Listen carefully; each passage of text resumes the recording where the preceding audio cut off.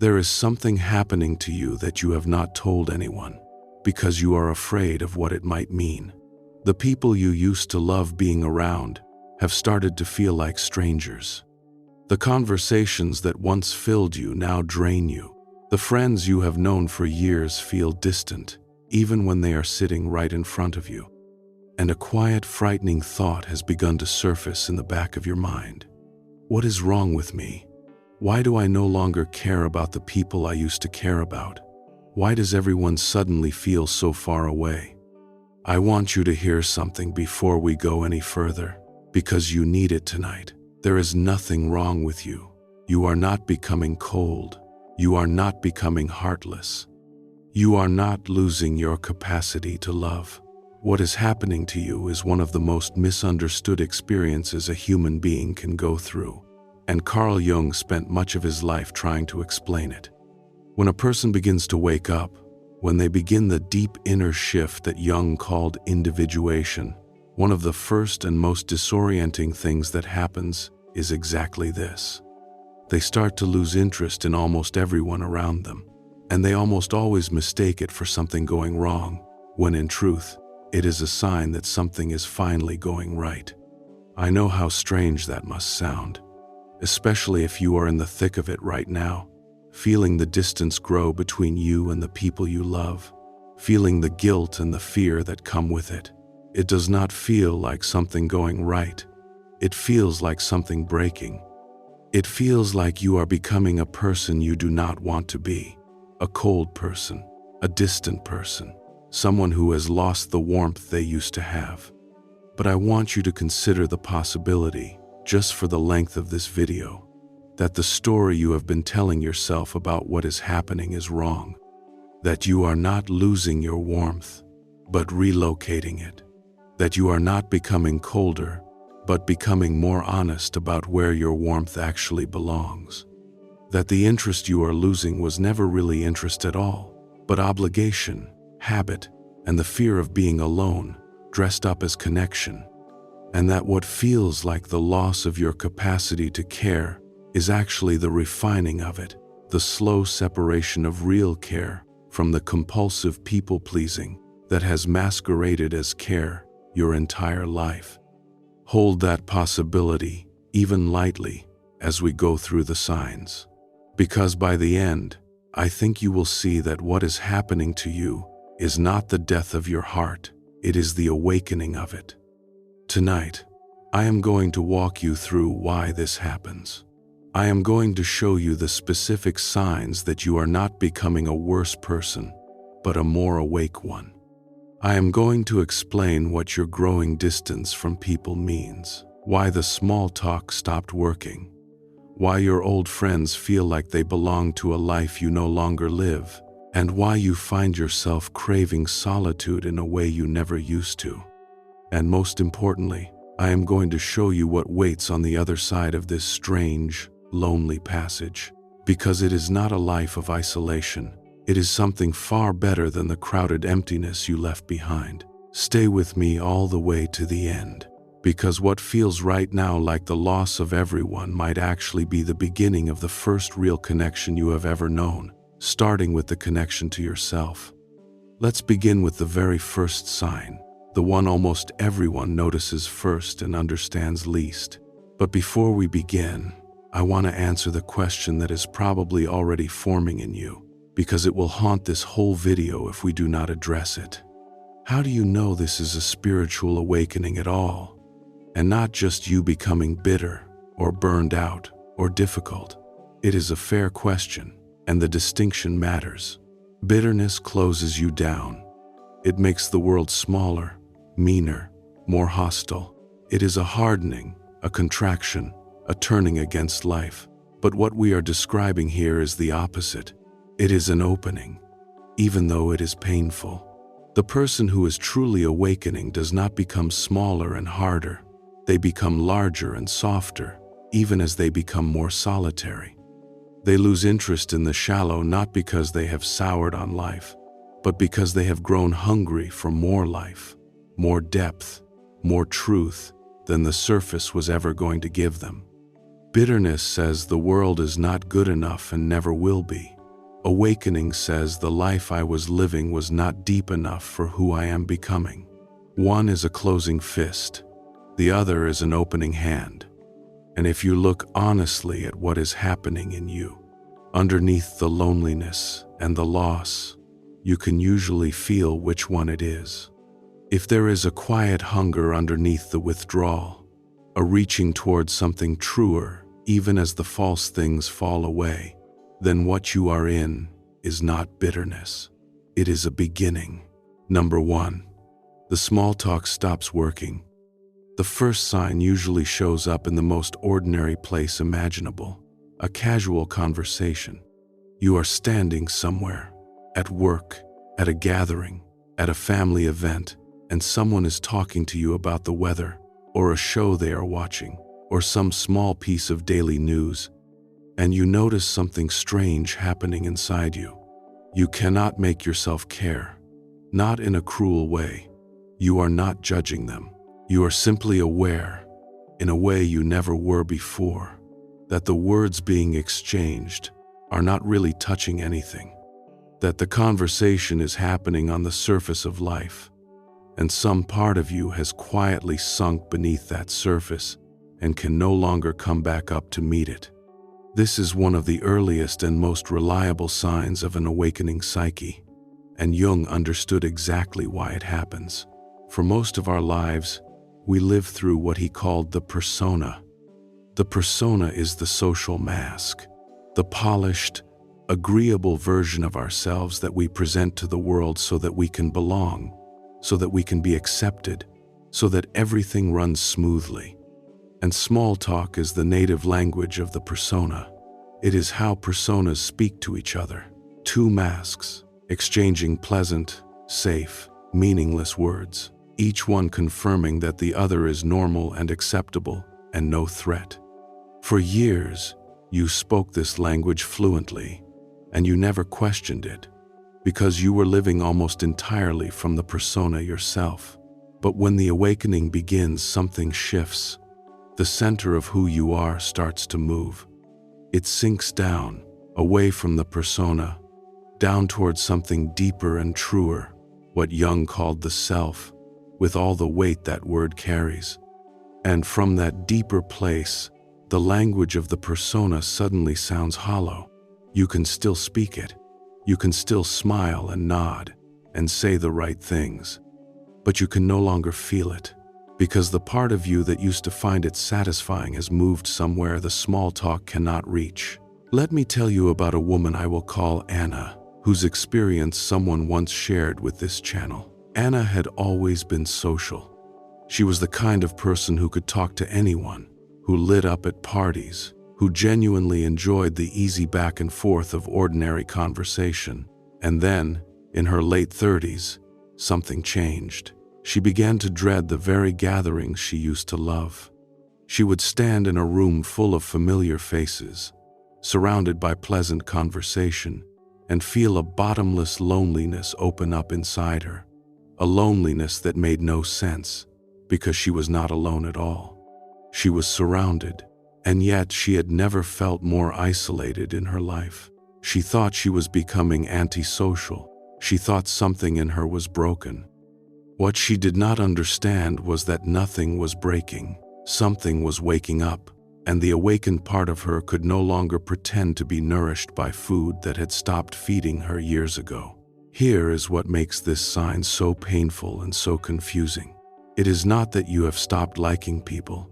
It is that you have started to need something from human connection that small talk cannot provide. Once the deeper self begins to stir, it develops a hunger for depth, for realness, for genuine contact between two actual human beings rather than two masks performing normalcy at each other. And most everyday conversation simply does not offer that. So you sit in these exchanges feeling starved at a banquet, surrounded by words, and none of them are the words your soul is hungry for. Let me give you a second face for this, because it does not only happen to naturally social people like Anna. There was a man someone described to me, a quiet man I will call Robert. who had never been a big talker to begin with. But he had always been able to tolerate small talk, to do his part, to get through the ordinary exchanges of daily life without much thought. And then his awakening began, and the tolerance evaporated. It was not that he became more shy.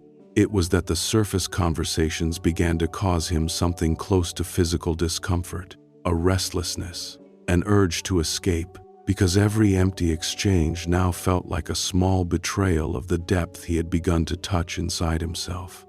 He would stand in the break room at work while colleagues talked about nothing, and he would feel his soul straining against the smallness of it. Like a bird pressing against the bars of a cage it had only just noticed was there. Robert was not becoming antisocial. He was becoming aware. And awareness, once it wakes, cannot go back to sleep in the shallows. Here is why this sign traps so many people and keeps them confused for so long. They interpret their new impatience with small talk as a moral failing.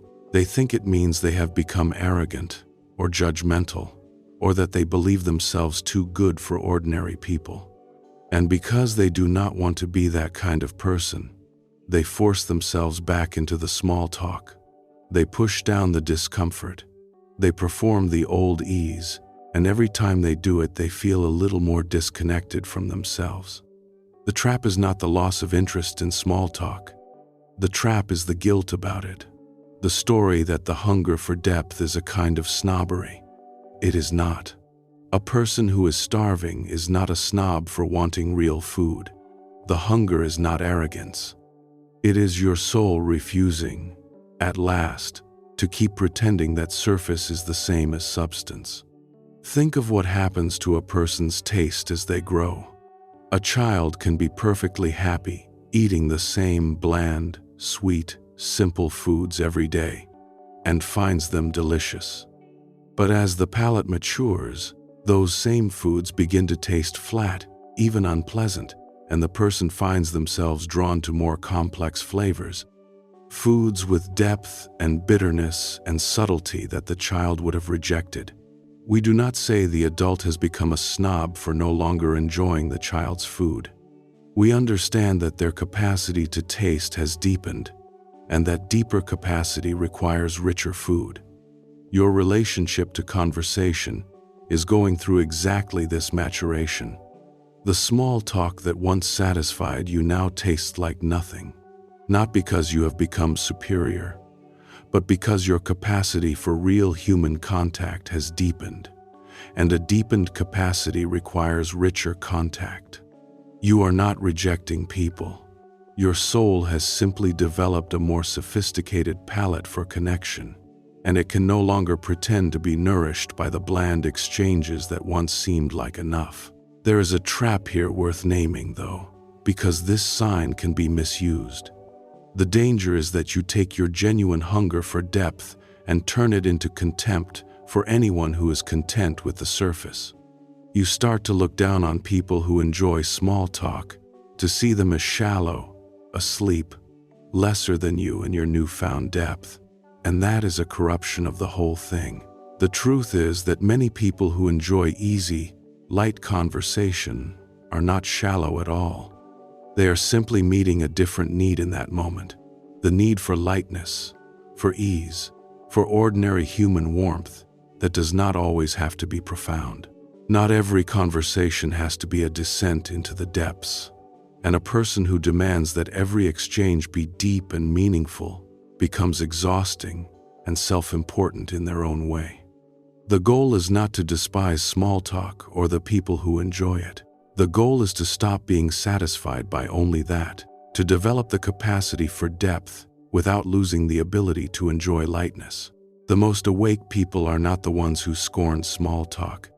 They are the ones who can move fluidly between the light and the deep, who can share an easy laugh about nothing and also, when the moment opens, go all the way to the bottom with someone. If your hunger for depth has made you contemptuous of ordinary human warmth, you have taken a wrong turn. Depth without warmth is just another kind of poverty. Jung believed that the things which no longer satisfy us are not always signs of loss. sometimes they are signs of growth. When a food that used to nourish you stops nourishing you, it can mean the food went bad, or it can mean you have grown and now need something more substantial. The awakening psyche needs more substantial contact. It needs meaning. It needs truth. It needs the kind of conversation where two people truly meet, where something real is risked and something real is exchanged. And once you have tasted even a moment of that kind of contact, the endless surface chatter of ordinary life becomes almost impossible to sit through, not because you are better than it, but because you have outgrown it. You have probably had a few of these real conversations in your life, the kind that mark you, that you remember years later, and it is worth recalling what they felt like, because they are the standard your soul is now holding everything against. A conversation where the masks came off, where two people spoke honestly about what they actually feared and wanted and struggled with, where something true passed between you and you both walked away changed, seen, less alone. Maybe it happened late at night, maybe with a stranger you never saw again, maybe in a moment of crisis when the usual performances became impossible. However it happened, you know the feeling, the almost electric relief of finally being met, of dropping the endless act and being received as you actually are. That is what your soul now hungers for, and having tasted it, even once, it can no longer be content with the counterfeit. The small talk is not evil, it is just not that. And once you know the difference in your bones, you cannot unknow it. The hunger for real contact, once awakened, does not go back to sleep. It will keep driving you through all the loneliness, toward the few people and the few moments capable of giving you the real thing. So here is what I want you to understand about this first sign, and it is the thing that will keep you from misreading it. Your growing impatience with small talk is not a character flaw. It is not you becoming rude or superior or cold. What you hear is your soul asking for more. It is a hunger, not a hardness. And the loneliness you feel in those shallow conversations is not a sign that you are broken. It is a sign that you are ready for something deeper than most of your current life is offering you. The task is not to force yourself back into the small talk. The task is to understand what the hunger is pointing toward, and to slowly begin building a life that can actually feed it. Before we go on, let me help you recognize whether this is really what is happening to you, because the signs of this passage are specific once you know what to look for. You find yourself exhausted by conversations that never used to tire you. You leave social gatherings feeling more alone than when you arrived. You start rehearsing excuses to leave events early, or to avoid them altogether. You feel a quiet ache when people talk about the things that used to interest you, because you can no longer pretend to care. You catch yourself scanning a room full of familiar faces and feeling like a visitor from another country. You notice a growing gap between the self you perform in company and the self you are when you are finally alone. And underneath all of it runs a low, persistent worry that something must be wrong with you, because everyone else seems perfectly content with exactly the life you are quietly outgrowing. If you recognize these signs, take a slow breath, because here is the truth they point to. You are not malfunctioning. You are waking up, and waking up always feels, at first, like becoming a stranger to a world you used to belong to. But this first sign rarely comes alone, because once the small talk stops working, you start to notice something even more unsettling. The people themselves, the ones you have known and loved for years, begin to feel different too, and that is the second sign, and it cuts much deeper than the first. Number 2. The people who used to fit don't fit anymore. The second sign is quieter than the first, and far more painful, because it is not about strangers making small talk. It is about the people you love, the friends you have had for years, the family you grew up with, the circle that has always been yours. One day you look around at these people, the ones who have always fit, the ones you never questioned, and you feel a strange and disorienting truth settle over you. They do not fit anymore. Something between you has changed, and it did not change on their side. It changed on yours. This is one of the most heartbreaking parts of an awakening, and Jung wrote about it with real understanding. As you individuate, as your inner center shifts toward the self and away from the persona, you begin to change at a level most people never see. Your values shift. The things that matter to you change. The conversations you crave, the questions you carry, the way you see the world, all of it slowly transforms. And the relationships you built during your old life were built by your old self. They were formed around the person you used to be, around shared habits and shared assumptions and a shared way of moving through the world. When you change that fundamentally, those relationships lose the ground they were standing on. And here is the painful part. The people themselves have not done anything wrong. This is not a story about bad friends or toxic family. Often these are good people, people who genuinely care about you, people who have been there for years. But caring about someone is not the same as being able to meet them where they now are. And when you have moved to a different place inside yourself, the old friends, through no fault of their own, can no longer reach you there. You can feel it in the conversations. You bring up the things that now consume you, the questions about meaning, about who you really are, about the deeper currents running underneath your life, and you watch their eyes glaze, or change the subject, or gently steer things back to the familiar shallows. And something in you quietly aches, because you realize you can no longer share the truest part of yourself with the people who know you best. Let me tell you about a man I will call James. James had a tight group of friends he had known since his early 20s. For 15 years, they were the center of his social life. They watched the games together, went to the same bars, told the same jokes, shared the same complaints about work and life, and James loved them. But in his mid-30s, James began to change. He started reading, thinking, questioning. He began to feel a pull towards something deeper than the life he had been living. And slowly, painfully, he realized that when he was with his friends, he had to shrink himself back down to fit the group. He had to become the old James, the one who cared about the things they cared about, the one who kept it light and never went deep. And every time he did it, he felt a little more alone, because the person sitting with his closest friends was a version of himself he had already outgrown. He had not lost his friends, but he had lost the ability to be fully himself around them. And that, in some ways, was a lonelier thing. Jung understood that this is one of the great costs of becoming who you truly are. He knew that growth is not free, that every step toward the self asks you to leave something behind, and that often what you have to leave behind is the comfort of belonging to a group that only knew the old you. He observed that the loneliest people are often not the ones who are physically alone, but the ones who are surrounded by people they can no longer truly speak to. That is the specific loneliness of this second sign. This is the loneliness of the crowded room, the loneliness of loving people you can no longer reach, and being loved as a person you no longer are. There is an image that captures this second sign precisely. The image of a tree that has grown taller than the garden it was planted in.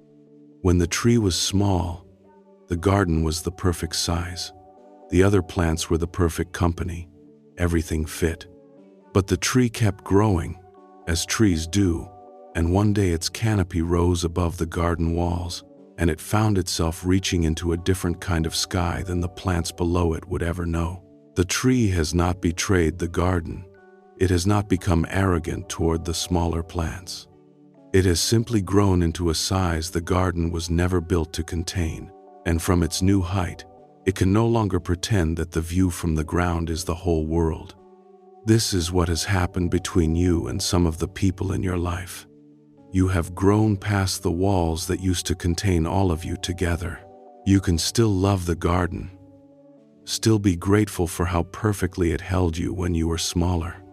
But you cannot ungrow, cannot shrink your canopy back below the walls, cannot pretend you do not now see a sky the garden cannot see. The loneliness of the second sign is the loneliness of the tree that has outgrown its garden, and it is a real loneliness, but it is the loneliness of height, not of failure. And this is where so many people get stuck, because they face an impossible feeling choice. They can force themselves to keep shrinking, to keep performing the old self, to stay small enough to fit the relationships that no longer fit them. Or they can stop shrinking, be fully themselves, and watch the old bonds strain and thin and sometimes quietly dissolve. Both of these hurt. There is no painless option here, and I will not pretend there is. But Jung would tell you that there is a difference between a pain that keeps you small and a pain that sets you free, and only one of them leads anywhere worth going. How long this second sign lasts depends almost entirely on how tightly you cling to the old shape. The people who move through it most gracefully are the ones who can hold a paradox, who can let a relationship be exactly what it is now, without either forcing it back to what it was or angrily throwing it away. The ones who stay stuck for years are the ones who keep trying to resurrect the old closeness by shrinking themselves back down, again and again, each time hoping that if they just play the old self convincingly enough, the old belonging will return. It never does, because you cannot ungrow, and every time you try, you pay for it with a little more self-betrayal.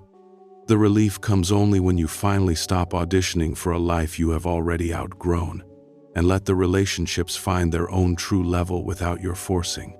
Some will surprise you by rising to meet the new you. Some will quietly settle into something smaller and warmer, a fond distance, and some will fall away entirely. All three of those outcomes are survivable.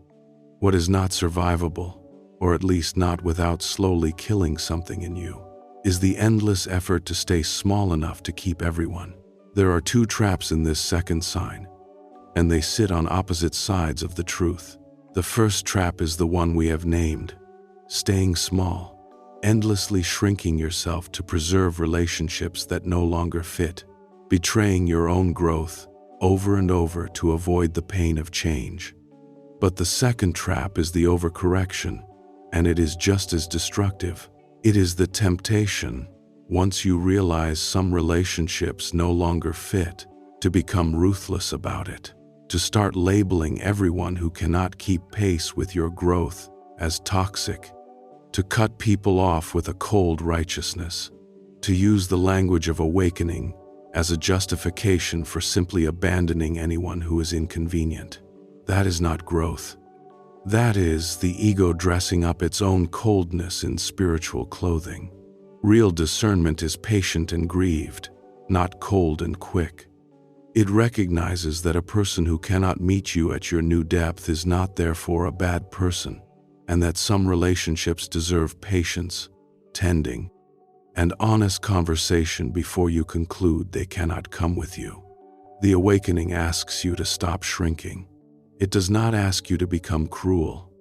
If you find yourself cutting people off with a hard heart and calling it growth, pause, because you may have traded one kind of unconsciousness for another.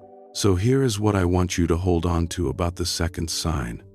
The fact that your old relationships no longer fit is not proof that you have become arrogant, or that you think you are better than the people you grew up with. It is simply evidence that you have changed at a deep level, and that the containers built for the old you can no longer hold the new one. This does not mean you have to cut everyone off. Some of these relationships will stretch and grow with you, and those are precious. But some of them will not. And part of this passage is learning to tell the difference, and to grieve honestly the ones that cannot come with you, without pretending you can force yourself back into a shape you have already outgrown.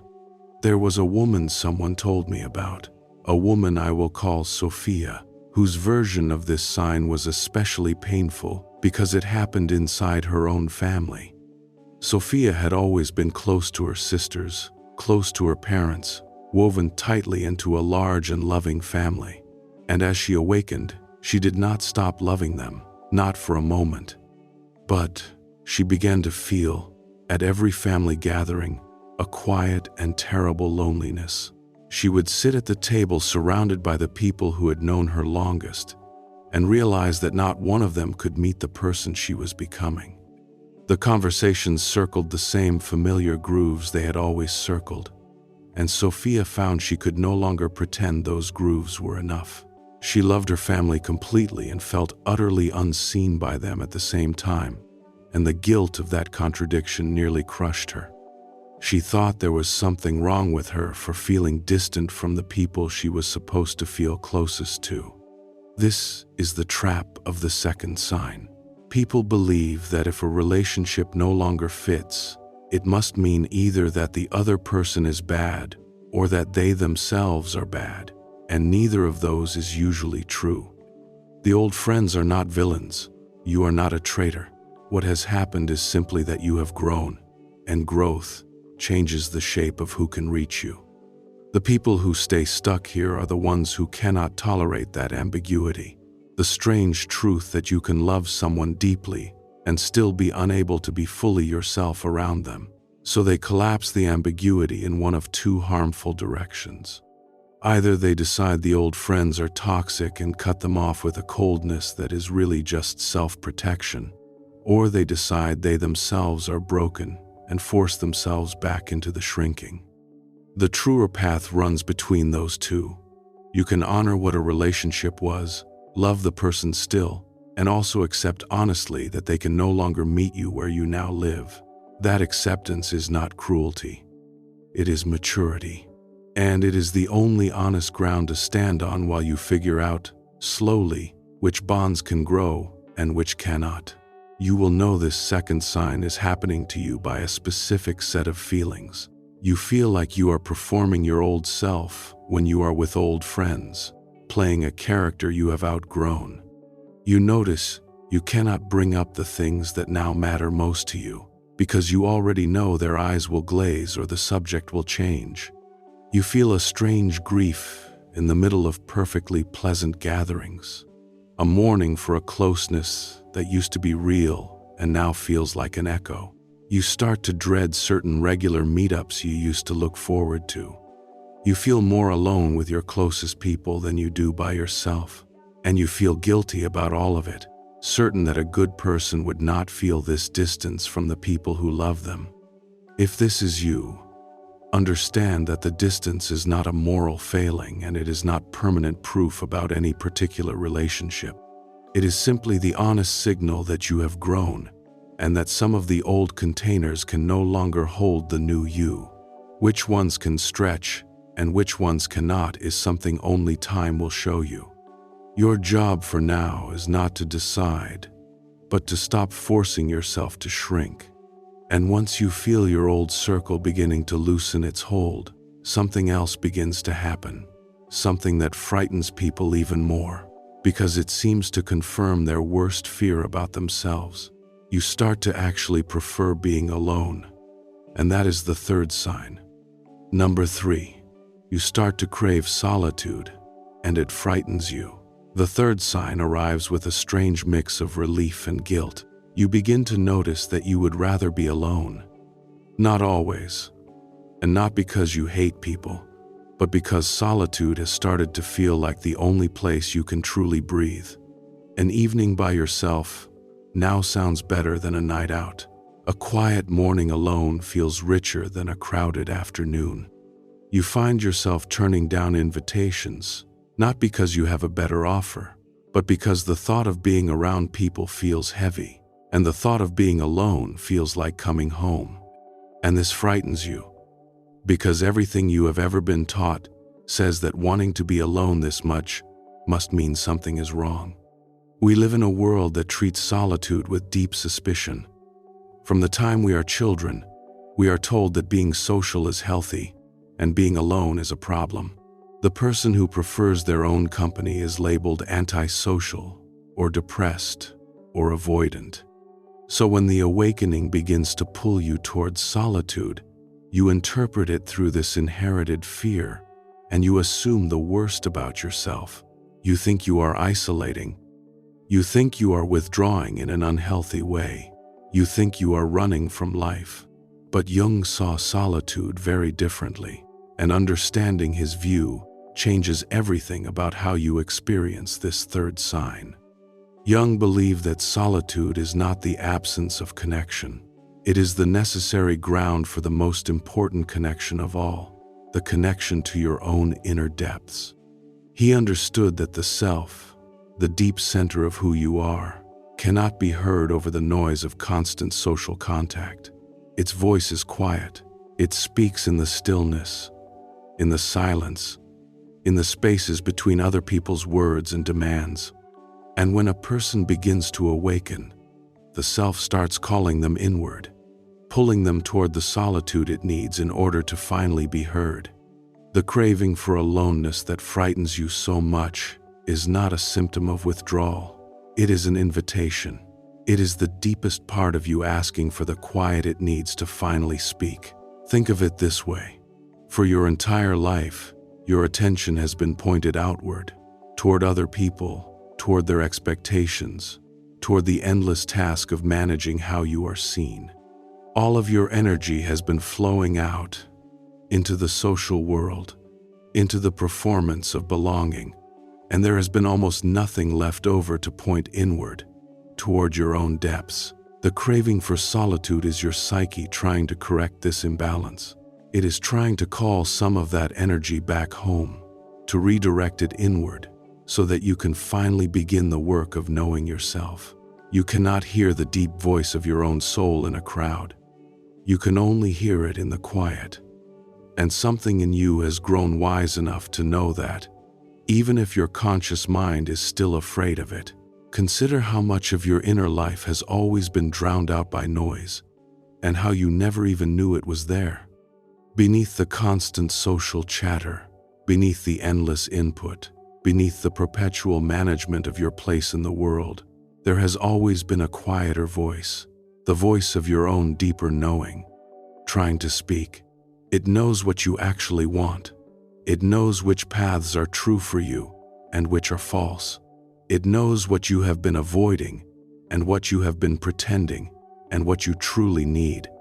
But its voice is soft, and for your entire life it has been drowned out by the roar of the outer world, so completely that you may have forgotten it exists at all. Solitude is what finally turns the roar down. In the quiet, for the first time, that soft inner voice becomes audible, and what it has to say, once you can finally hear it, will reorganize your entire life, because it has been trying to guide you all along, and you have never once been quiet enough to listen. This is the real reason the awakening pulls you towards solitude with such force. It is not pulling you away from life. It is pulling you toward the one voice that can actually tell you how to live it, the voice that only speaks in the silence you spent your whole life avoiding. Let me tell you about a woman I will call Maria. Maria had spent her entire adult life afraid of being alone. She filled every evening, every weekend, every empty hour with plans, with people, with noise, because silence had always frightened her. And then her awakening began, and to her horror, she found herself wanting the very thing she had spent decades avoiding. She began craving empty evenings. She started taking long walks by herself. She would sit alone in her apartment, in the quiet, and instead of the panic she expected, she felt something she had never felt before, a deep and unfamiliar peace. She realized that all those years of frantic socializing had not been connection at all. They had been avoidance. She had been using other people as a way to never have to sit with herself. And now, for the first time, she was learning that her own company was not something to escape from, but something to come home to. Jung wrote that the person who looks outside dreams, but the person who looks inside awakens. The craving for solitude is the beginning of looking inside.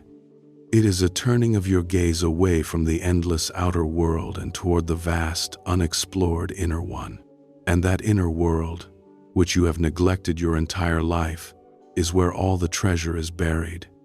Your true desires, your real values, your creativity, your intuition, the parts of yourself you set aside long ago to fit in and be accepted. All of it is waiting in the solitude you have been so afraid of, and the awakening is finally giving you the courage, or maybe the necessity, to go and find it. There was a man someone told me about, a man I will call Daniel, whose whole identity had been built on being needed. He was the friend everyone called, the one who showed up, the one who was always available. His calendar was never empty, and he wore that as a badge of a life well lived. And when the awakening began to pull him toward solitude, he fought it harder than almost anyone, because to him, wanting to be alone felt like a betrayal of everything he thought made him good. He kept forcing himself out, kept saying yes, kept filling every hour, and the more he did it, the emptier he felt, until he finally could not do it anymore. He canceled a weekend of plans and stayed home alone, bracing for the guilt and the loneliness. And instead, in the quiet, he felt something he had not felt in 20 years. Himself. Just the simple, forgotten presence of his own being, no longer buried under everyone else's needs. Daniel realized that his constant availability had never been generosity. It had been fear, a way of earning his worth by being useful. So he never had to face the terrifying question of whether he was worth anything at all just by existing. The solitude did not make him selfish. It gave him back to himself. The trap of the third sign is the guilt, and it is worth naming plainly. Our culture has so thoroughly taught us that wanting solitude is a problem that people spend years fighting the very thing that would heal them. They feel the pull inward, and they override it, because they believe that a healthy person always wants company, that solitude is something only the damaged or the depressed desire. So they keep filling their lives with people and noise, and they wonder why they feel more and more hollow. The way out is to stop treating the craving for solitude as a symptom and start treating it as a signal. Your psyche is not malfunctioning when it asks for quiet. It is prescribing exactly the medicine it needs. The only real danger, as I said, is if the solitude tips into despair and isolation, and that is worth watching for, honestly. But short of that, the guilt you feel about wanting to be alone is not wisdom. It is conditioning, and it is standing between you and the reunion your soul has been waiting for. The signs of this third stage are unmistakable once you name them. You start declining invitations you would once have jumped at, and feeling relief rather than regret when plans get canceled. You begin to guard your evenings and weekends, protective of your solitude in a way that surprises you. You notice that a quiet day alone leaves you feeling more restored than a lively day with people. You crave nature, silence, long walks, the early morning before anyone else is awake. You feel a subtle irritation when your solitude is interrupted, even by people you love. And running alongside all of it, you feel guilty, convinced that this much desire for aloneness must mean something is wrong with you.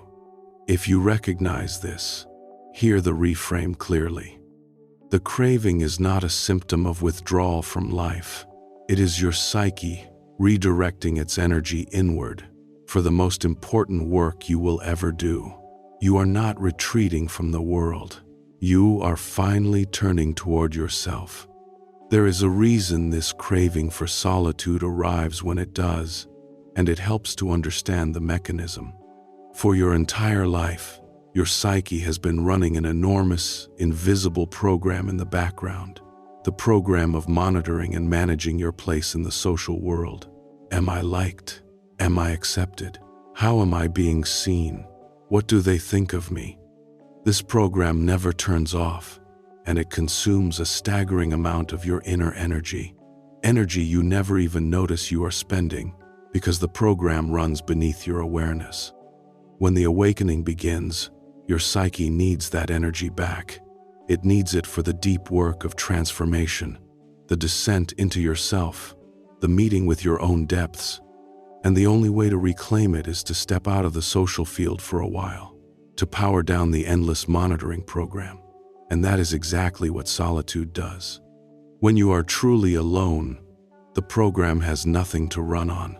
There is no one to be seen by, no place to manage, no approval to track. And in that quiet, all the energy that program was consuming comes flooding back, available at last for the work of becoming who you are. That is why solitude feels so restorative during an awakening. It is not just rest. It is the reclaiming of your own life force from a program that has been quietly draining it for decades. So here is what I want you to understand about this third sign. Your craving for solitude is not a sign that you are broken, avoidant, or antisocial. It is a sign that you are finally ready to meet yourself. For your whole life, you have been so busy with everyone else that you never had the space to ask who you actually are. And now the deepest part of you is clearing that space, whether you want it to or not, because it knows that the work of becoming whole can only happen in the quiet. The task is not to fight the solitude and not to feel guilty about it, but to enter it consciously and to use it for what it is actually for, not isolation, reunion, the long overdue reunion with yourself. But there is a caution here that I do not want to skip past, because this third sign has a shadow side. There is a real difference between the healthy solitude of awakening and the unhealthy isolation of despair, and it is important to know which one you are in. Healthy solitude feels expansive. You are alone, and something in you is opening, growing, deepening. There is a quiet aliveness to it. Unhealthy isolation feels the opposite. It feels like collapse, like hiding, like the walls closing in. If your aloneness has started to feel like a prison rather than a sanctuary, if you have stopped caring for yourself, if the solitude has curdled into a despair you cannot climb out of, that is not the awakening calling you inward. That is a sign you may need another person's hand, and reaching for it is not a failure. The solitude of awakening is meant to reconnect you with life, not to sever you from it. Enter the quiet, but keep the small flame of your care for yourself alive while you are in there. The trap of the third sign, beyond the despair we already named, is a subtler one, and it can trap even people who are genuinely awakening. It is the trap of using solitude to avoid the very growth it was meant to serve. Solitude is meant to be a turning toward yourself, a place of reflection, reunion, and inner work. But it can quietly curdle into a place of hiding, where you use aloneness, not to meet yourself, but to avoid the discomfort of the world entirely, to duck the difficult conversations, to escape the friction of real relationship, to build a comfortable fortress where nothing can challenge you. That is not the solitude of awakening. That is avoidance wearing solitude's clothing. The test is simple. Healthy solitude sends you back into life eventually, deeper and truer than before, ready for realer connection. Avoidant isolation keeps you in the fortress and calls the fortress freedom. If your solitude is making you more afraid of people over time, more brittle, more unable to tolerate any friction at all, then it has stopped serving your growth and started serving your fear. The quiet is meant to be a womb, not a tomb. Enter it to be reborn, not to disappear. And as you spend more time in that solitude, as your gaze turns inward and your energy comes home, something happens to the way you see other people. You start to see them more clearly than you ever have before, almost too clearly. And that clarity is the fourth sign, and it changes your relationships forever. Number 4, you start to see through people, and you can't unsee it. The fourth sign is one of the strangest and most unsettling of all. because it does not feel like losing something. It feels like gaining a kind of vision you never asked for. You begin to see through people. You sit across from someone and you can feel, with an almost uncomfortable clarity, what is really going on underneath their words. You sense the insecurity beneath the bragging. You feel the fear beneath the control.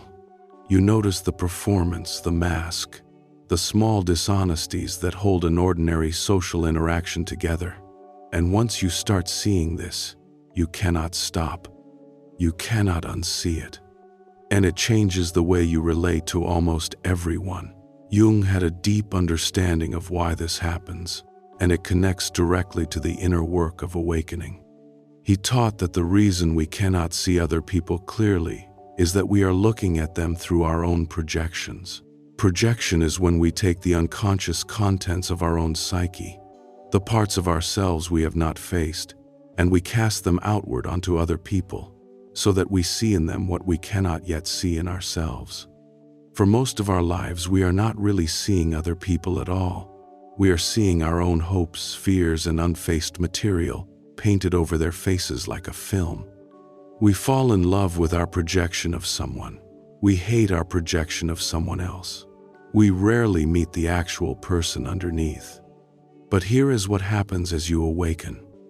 The inner work of individuation, the descent into your own depths, the meeting with your own shadow, all of it slowly withdraws these projections.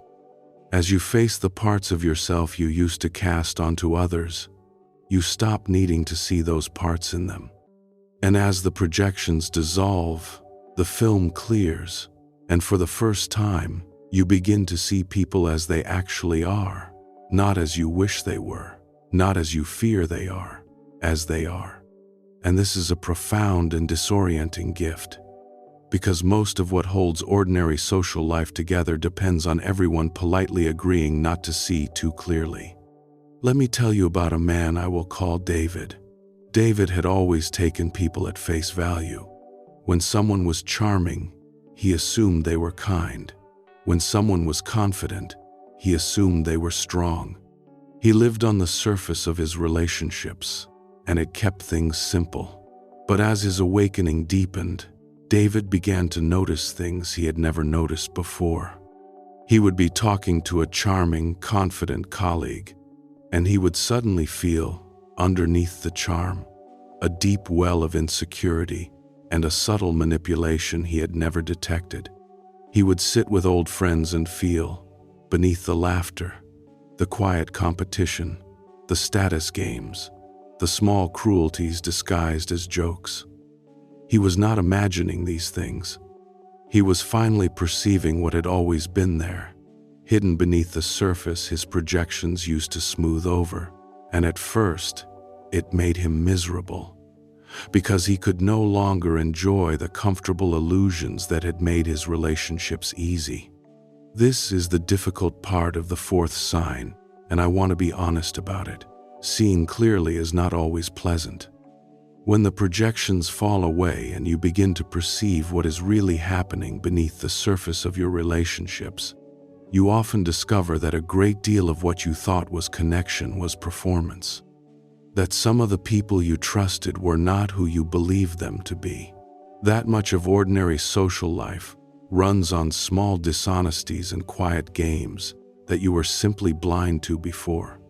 It can make you feel cynical or disillusioned or even more alone because you feel like you are the only one seeing it while everyone else goes on playing the game. This particular loneliness, the loneliness of seeing what others cannot or will not see, is one of the most underestimated pains of awakening. It is one thing to feel alone because you are physically apart from people. It is another, sharper thing to feel alone in a room full of people because you are perceiving a layer of reality they are all silently agreeing to ignore. You watch the performances, the small dishonesties, the games everyone is playing, and you realize you can no longer participate in the collective agreement to pretend none of it is happening. And that can feel maddening, even isolating, as though you have woken up inside a dream that everyone else is still sleeping through. But here is what eventually redeems this loneliness. You are not actually the only one awake. There are others who see exactly what you see, who feel exactly the strangeness you feel, who have also woken up inside the shared dream and found themselves suddenly alone in a crowd. You have simply not found each other yet, and part of what this whole passage is doing, underneath the loneliness, is slowly tuning you to a frequency where those other awake souls become findable, where you begin to recognize the quiet signs of realness in another person, and they in you. The loneliness of seeing clearly is real, but it is temporary. It lasts only until the clear seeing leads you to the others who see as you do. And when you find even one of them, the loneliness of the crowded room is answered at last by the profound relief of being truly met. But Jung would gently guide you past that cynicism towards something much deeper. Because the ultimate purpose of this clarity is not to make you see through people so that you can judge them or hold yourself above them. Its purpose is compassion. When you truly see the fear beneath someone's aggression, the wound beneath someone's cruelty, the desperate need for approval beneath someone's performance, something unexpected happens. You stop taking it personally. You stop being fooled by it, yes, but you also stop hating it because you understand it.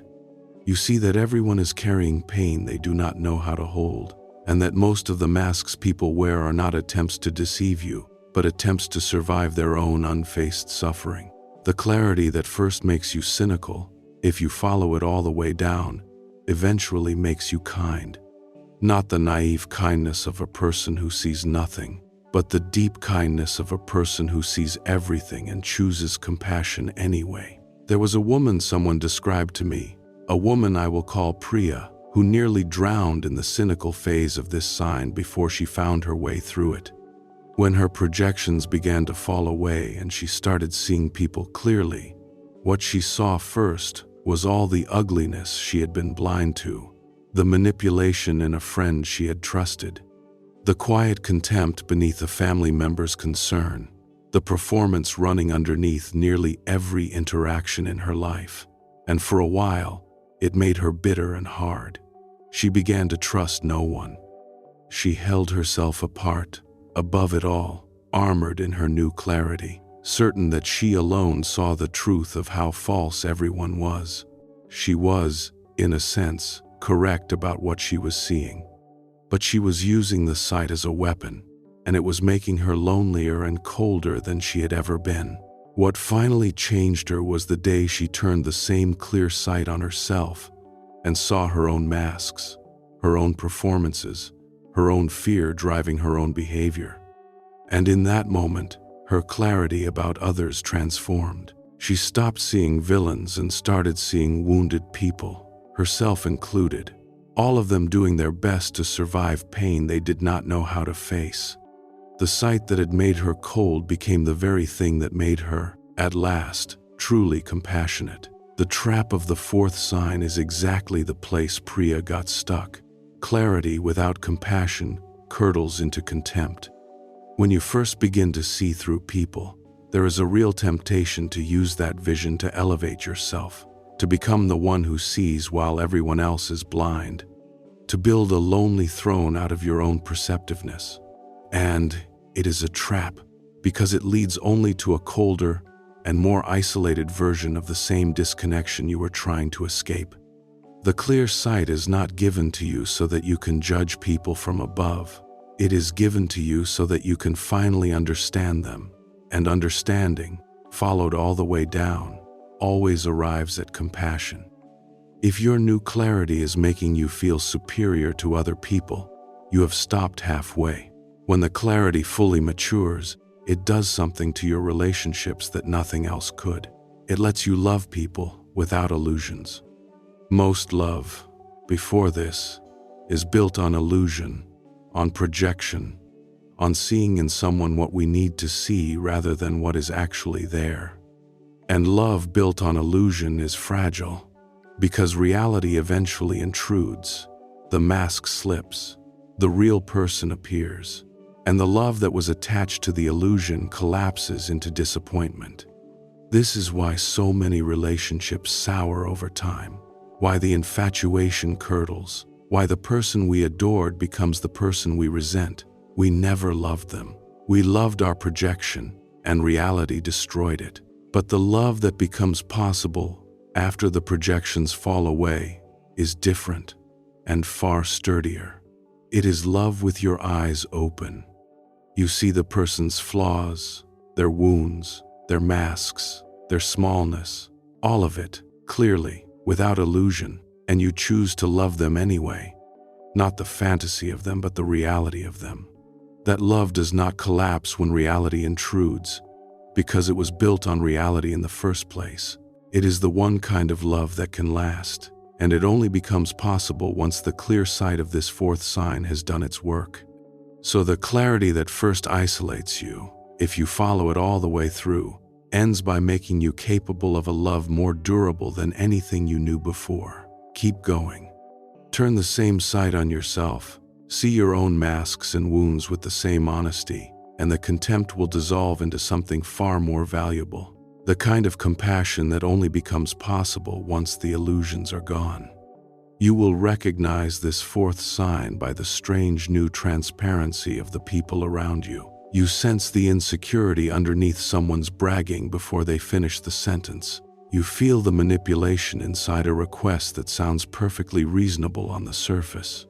You notice the status games, the small performances, the quiet dishonesties woven through ordinary conversation, and you cannot make yourself unnotice them. You find that people who once impressed you no longer do, and people you once dismissed suddenly seem quietly remarkable.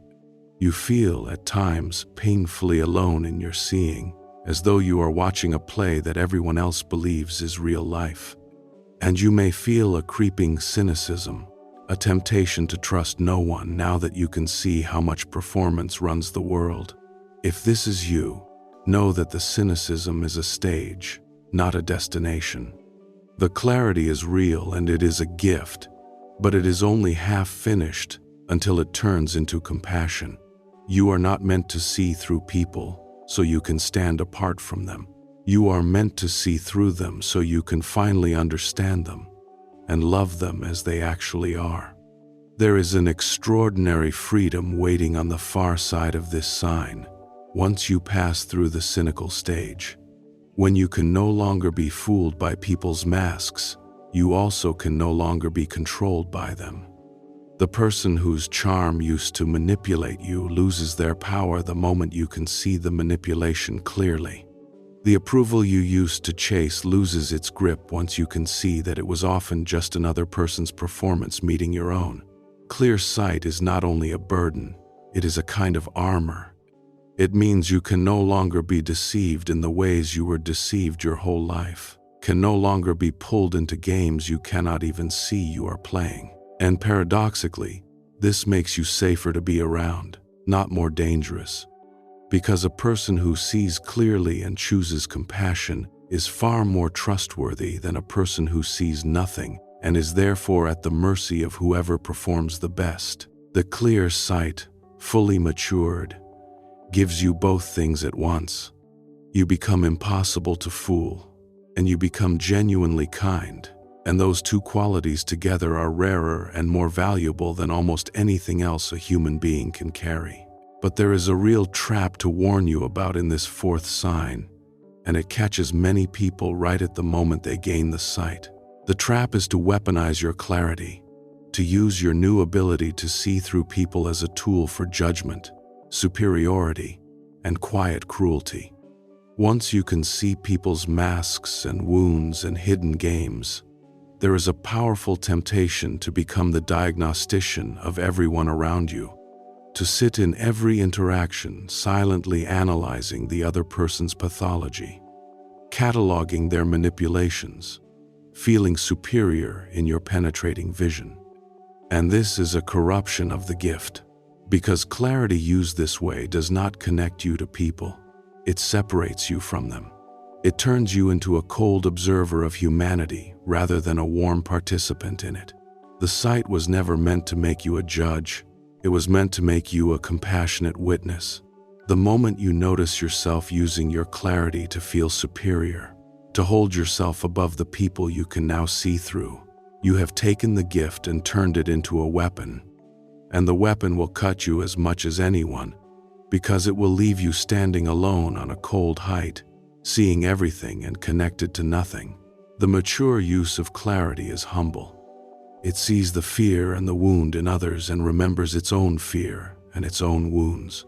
It uses the sight not to separate but to understand, and understanding is the doorway back to warmth.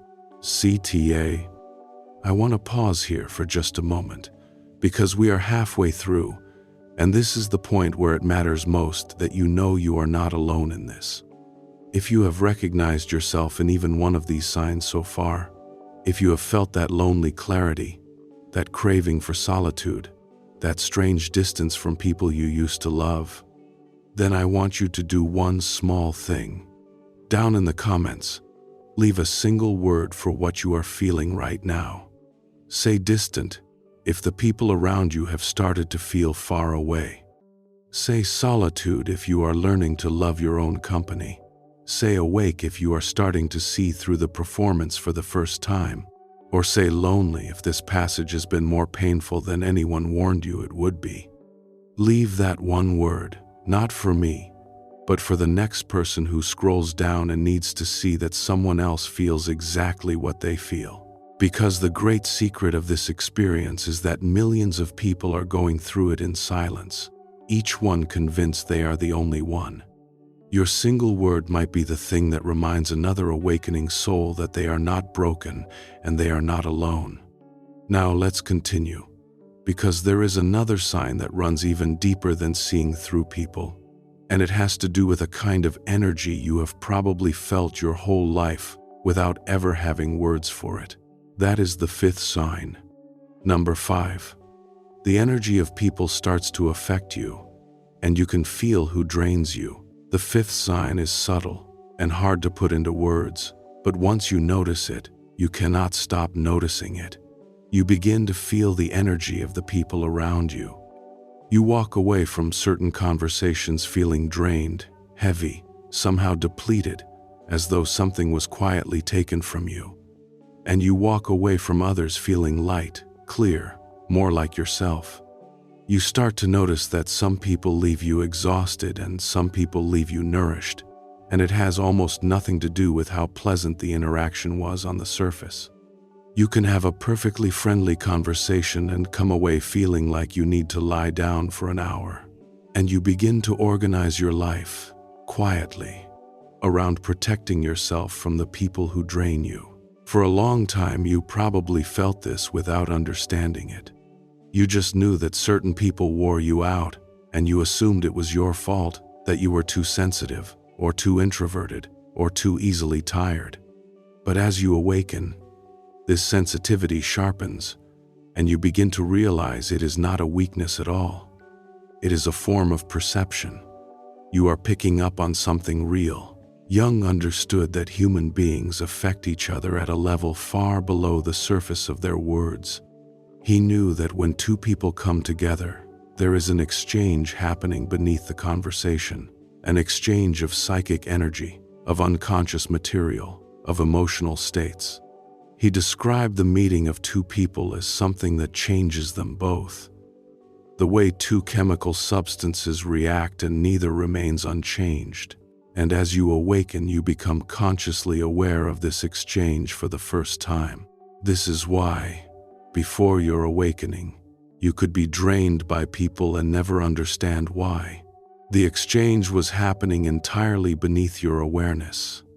You would spend an hour with someone and walk away depleted, and because you could not perceive the mechanism, you would blame yourself. You would decide you were too introverted, too sensitive, too low energy, not social enough. You would pathologize your own exhaustion instead of recognizing it as accurate information. But the exhaustion was never a flaw in you. It was a signal you did not yet know how to read. Your system was registering correctly. That energy had flowed out of you and into someone else's emptiness, and it was telling you so in the only language it had, the language of depletion.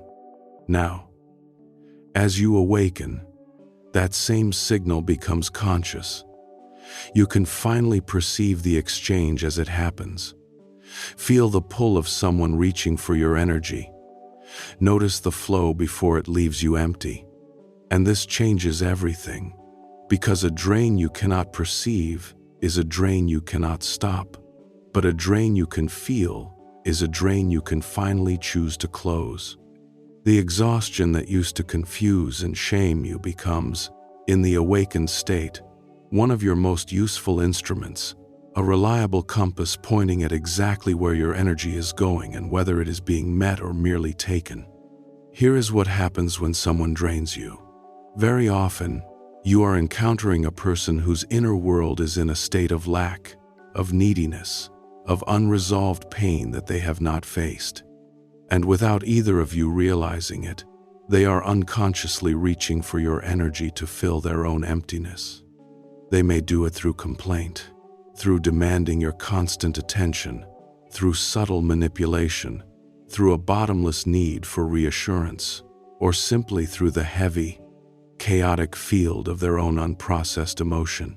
You leave the interaction drained because, in a real sense, you were drained. Your energy flowed toward their emptiness.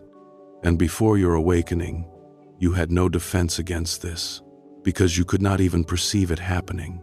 Now you can.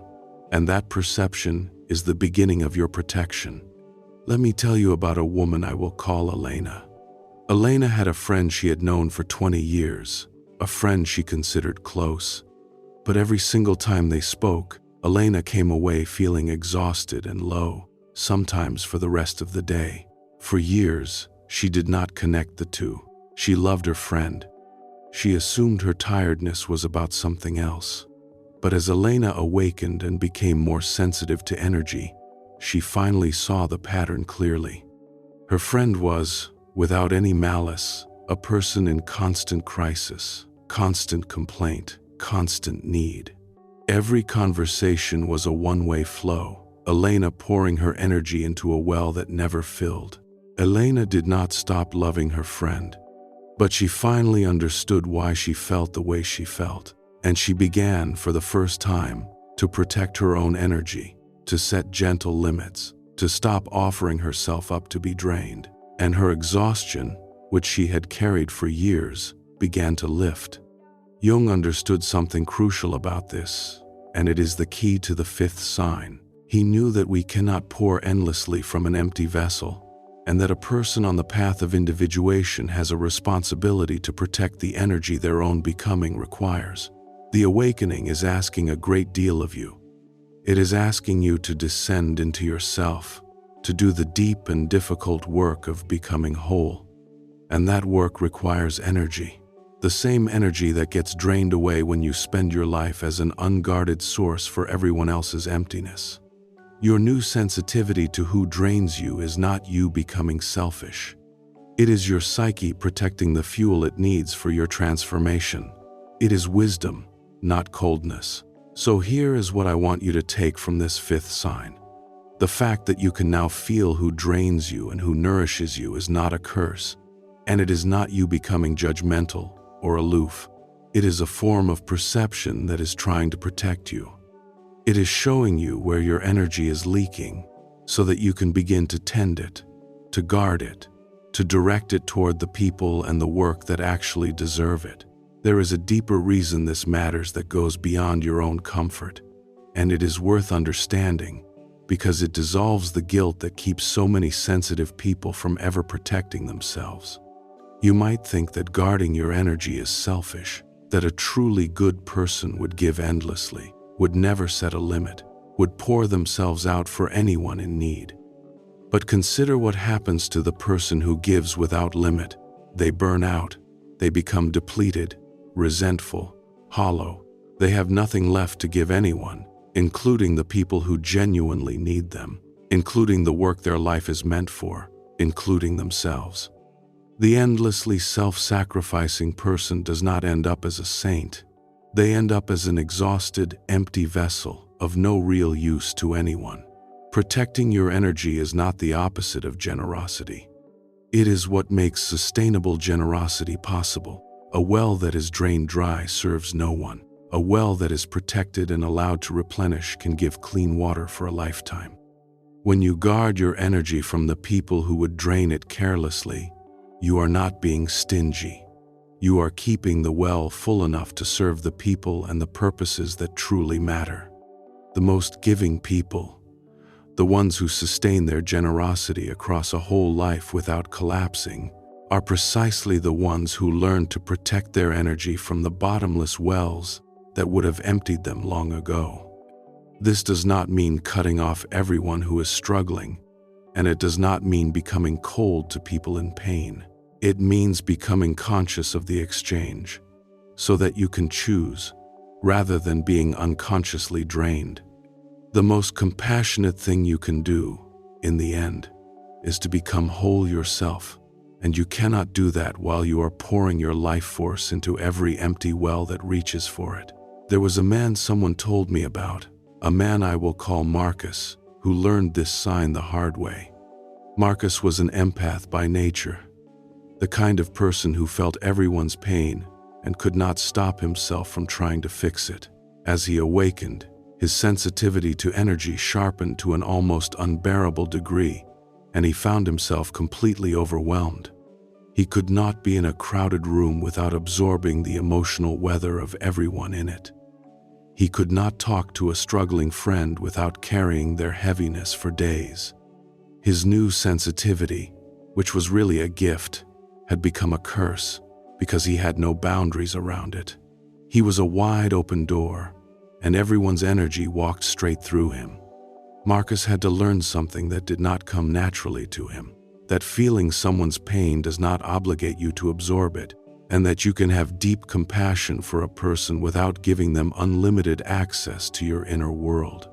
He learned to feel the energy without merging with it, to care without drowning, to keep his own center even in the presence of someone else's storm. And only then did his sensitivity stop being a burden and start being the gift it was always meant to be. The trap of the fifth sign has two opposite forms, and people fall into one or the other. The first is to ignore the perception entirely, to override the knowledge of who drains you out of guilt or obligation, and to keep pouring yourself out until you have nothing left, all while telling yourself that setting any limit would be selfish. That path leads to burnout and quiet resentment. But the second trap is the overcorrection, to become so protective of your energy that you wall yourself off from everyone, to treat every person who has a need as a vampire, to use the language of protecting your energy as an excuse to avoid all the ordinary give and take of real relationship. The truth lives between these. Some relationships genuinely drain you and need real boundaries. Some people are in pain and deserve your care, and giving it is part of being human, not a violation of your energy. The skill is discernment, learning to tell the difference between a healthy flow of mutual care and a one-way drain into a bottomless well. That discernment, not a wall and not an open door, is what the fifth sign is really trying to teach you. The signs of this fifth stage live in your body as much as your mind. You leave certain people feeling inexplicably exhausted, heavy, or low, even when nothing bad happened. You leave others feeling light, clear, and more like yourself. You start to notice a pattern in who costs you energy and who restores it, and it rarely matches how the interaction looked on the surface. You feel the emotional weather of a room the moment you walk into it. You find crowds more draining than you used to, not because you dislike people, but because you are absorbing so much. And you begin, almost without deciding to rearrange your life around protecting yourself from the people who drain you. If you recognize this, understand that you are not becoming fragile or antisocial. You are becoming perceptive. You are finally feeling, consciously, an exchange that was always happening beneath your awareness. And that perception, once you learn to work with it, becomes one of the great protections of your new life. There is a skill that transforms this sign from a burden into a gift, and it is worth naming clearly. because no one teaches it. The skill is learning to feel someone's energy without merging with it. Most sensitive people, when they first become aware of energy, have no membrane. They feel someone's sadness and they become sad. They feel someone's anxiety and they become anxious. They absorb whatever field they walk into, and it leaves them exhausted and confused, unable to tell which feelings are even their own. The skill is to feel the energy clearly while keeping a small, quiet center that remains yours, to perceive the storm without becoming the storm. Imagine standing at a window during a downpour. You can see the rain perfectly, feel its mood, understand its force, without getting wet, because there is a pane of glass between you and it. That pane of glass is the skill. It is not a wall that blocks out other people. You can still see them completely, still feel deep compassion for what they are carrying, but you are no longer standing out in their weather, soaked and shivering and unable to help anyone. You are witnessing it from a place of your own, and from that place, you can be of real use, because you have not been washed away by the very storm you are trying to help someone through. And as you learn to feel the energy of people, and to protect your own, you arrive at the question that sits underneath this entire experience. The question you have probably been circling this whole time, half afraid of the answer. Is something wrong with me, or is something finally right? And to answer that, we have to talk directly about the thing this whole passage is so often mistaken for. Number 6. Why this is awakening and not depression. We have to talk about this directly, because it is the fear underneath all the others. When you lose interest in the people and activities you used to love, when the world goes quiet and flat, when you withdraw into solitude and feel a distance from everyone around you, there is one word that the modern world immediately reaches for: depression. And I want to be very careful and very honest here, because this is important. Sometimes it is depression, and depression is real, and it deserves real care. But very often, what a person is experiencing during an awakening is something that looks like depression on the surface, while being something entirely different underneath. And mistaking one for the other can keep a person stuck for years. The danger of the wrong label is worth dwelling on, because a label is not just a word, it is a lens that shapes everything you do next. If you decide that what you are experiencing is simply depression, an illness, a malfunction, then your entire orientation becomes about fixing it, getting rid of it, returning to how you were before. You treat the withdrawal as an enemy to be defeated, the loss of interest as a symptom to be cured, and your whole effort goes toward climbing back into the old life as fast as possible. And in doing so, you fight the very process that was trying to transform you. You interrupt the fallow season and demand the field produce a crop it is not ready to grow. But if you can hold the possibility that what you are experiencing might be a passage rather than a pathology, everything changes. You stop fighting it. You start listening to it. You ask what it might be trying to show you rather than only how to make it stop. You let the withdrawal do its work instead of treating it as an emergency. The same experience, met with two different labels, leads to two completely different outcomes. One keeps you stuck for years, exhausting yourself trying to restore a life you have outgrown. The other carries you through to the other side. This is why getting the frame right matters so much. Not because the label changes what is happening, but because it changes what you do about it, and what you do about it changes everything. Jung himself made a distinction that can help us here. He understood that there are states of withdrawal, emptiness, and loss of interest that are not illnesses to be cured, but passages to be moved through. He knew that the psyche, in its process of transformation, sometimes has to withdraw its energy from the outer world in order to do deep work in the inner one. He compared it to what happens in nature, the way a field must sometimes lie fallow, empty, and apparently dead, In order to restore the fertility it needs to grow again. The farmers who understood this never panicked at the sight of a fallow field. They knew that a field which produced crop after crop after crop, without rest, would eventually exhaust itself completely, its soil stripped of everything that made growth possible, until nothing could grow there at all. The rest was not the enemy of the harvest. The rest was what made future harvests possible. And so the wise farmer would deliberately let a field lie empty for a season, resisting the anxious urge to force one more crop from it, trusting that the apparent emptiness was the soil restoring itself, gathering back the fertility that constant production had drained. Your life produced crop after crop for years, the achievements, the relationships, the constant activity, the endless output. And now something in you has called a fallow season, has withdrawn the energy from the outer field, so that the depleted soil of your inner life can finally restore itself. From the outside, and from the anxious inside, it looks like barrenness, like your life has stopped producing, like something has gone wrong. But it is the wise and ancient rhythm of rest before renewal. The field is not finished, it is being restored. And what grows from restored soil after a true fallow season is richer than anything that could have been forced from the exhausted ground you were working before.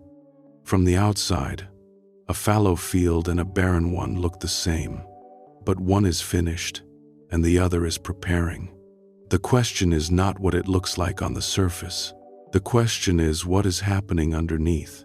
There is an old image that captures this better than any explanation, the image of the seed underground. Imagine you did not know how growth worked, and you watched someone bury a seed in the dark earth. It would look like a burial. It would look like the end of the seed, hidden away in the cold and the dark, cut off from the light, abandoned to the ground. And for a long time, nothing would appear to happen. The surface would stay bare. If you judged only by what you could see, you would conclude the seed was gone, lost, dead. But underneath the soil, in the dark where you could not see, the seed would be doing the exact work it was designed to do, cracking open, sending down roots, gathering everything it needed to break the surface when the time was right. The darkness was not the death of the seed. It was the necessary condition of its growth. Your withdrawal, your loss of interest, your descent into the quiet dark may look from the surface like an ending, but underneath, where the important work happens, something is taking root that could never have grown in the bright noise of your old life. So how do you tell the difference? How do you know whether your loss of interest is the barren emptiness of depression or the fertile emptiness of awakening? There are some real signs, and I want to give them to you, though I will say clearly that this is not a diagnosis. And if you are suffering, there is no shame and only wisdom in seeking real support from a professional who can sit with you in it. Here is the first difference. Depression tends to come with a pervasive sense of worthlessness, a belief that you are bad, that you are a failure, that you do not deserve good things. Awakening, even in its loneliest moments, tends to come with the opposite, a growing sense that you are worth more than the life you have been living, that you deserve something deeper and truer than what you had. Depression says you are not enough. Awakening says the life you built was not enough for you. These are very different feelings underneath, even when they both involve withdrawal. Here is the second difference. In depression, the loss of interest is usually total and flat. Nothing brings meaning. The whole world goes gray, including the inner world. In awakening, the loss of interest is selective. You lose interest in the shallow, the false, the performed, the things that were never really feeding you. But at the same time, something new is quietly coming alive. You may find yourself strangely drawn to solitude, to nature, to certain books or ideas, to questions about meaning and truth. The old interests are dying, but new and deeper ones are being born. There is a directionality to it. It is not that everything is dying. It is that the false is dying so the true can live. Here is the third difference, and it may be the most important. Depression tends to feel like being stuck, like being trapped in a pit with no movement and no way out. Awakening, even when it is painful, tends to feel like movement, like a passage, like you are going somewhere even if you cannot see where. There is often, underneath the difficulty, a strange and quiet sense that this is supposed to be happening, that you are being taken somewhere, that the discomfort has a purpose you cannot yet name. That subtle sense of purpose, of being in a process rather than in a prison, is one of the clearest signs that what you are moving through is a transformation and not just an illness. There is a fourth difference, and it is subtle but revealing. In depression, the self often turns against itself. There is self-attack, self-hatred, a harsh inner voice that condemns everything you are and do. In awakening, even in the loneliness, there tends to be a growing tenderness toward yourself, a sense that you are finally on your own side, finally listening to yourself, finally taking your own inner life seriously after a lifetime of ignoring it. Depression isolates you and then punishes you for being isolated.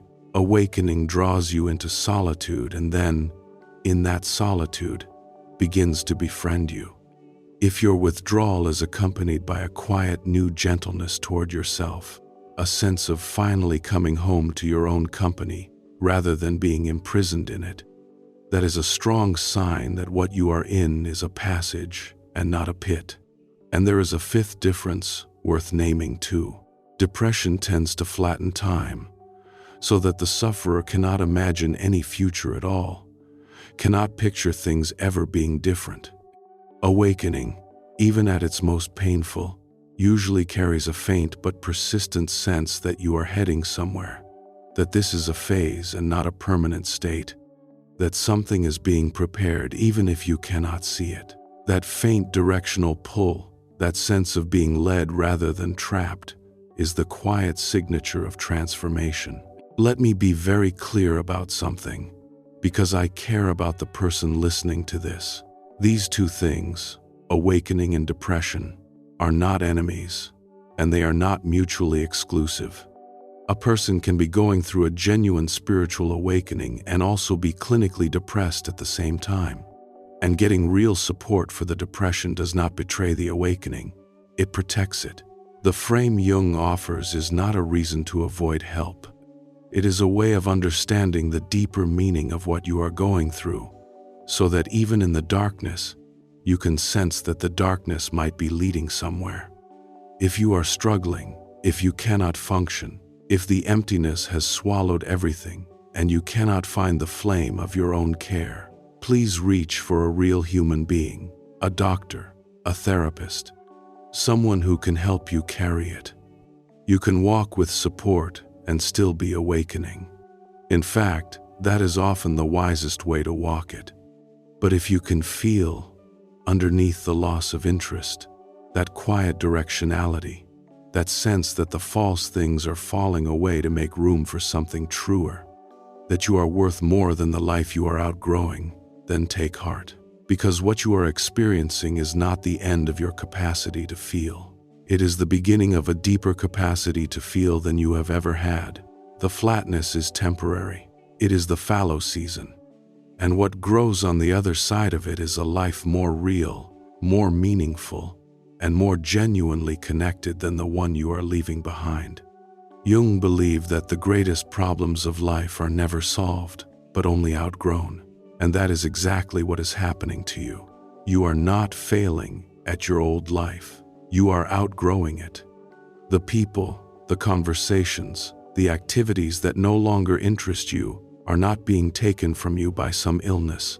You are rising above them, the way a growing child outgrows the games that once consumed them, not through loss, but through growth. Watch a child who has just outgrown a toy they once adored.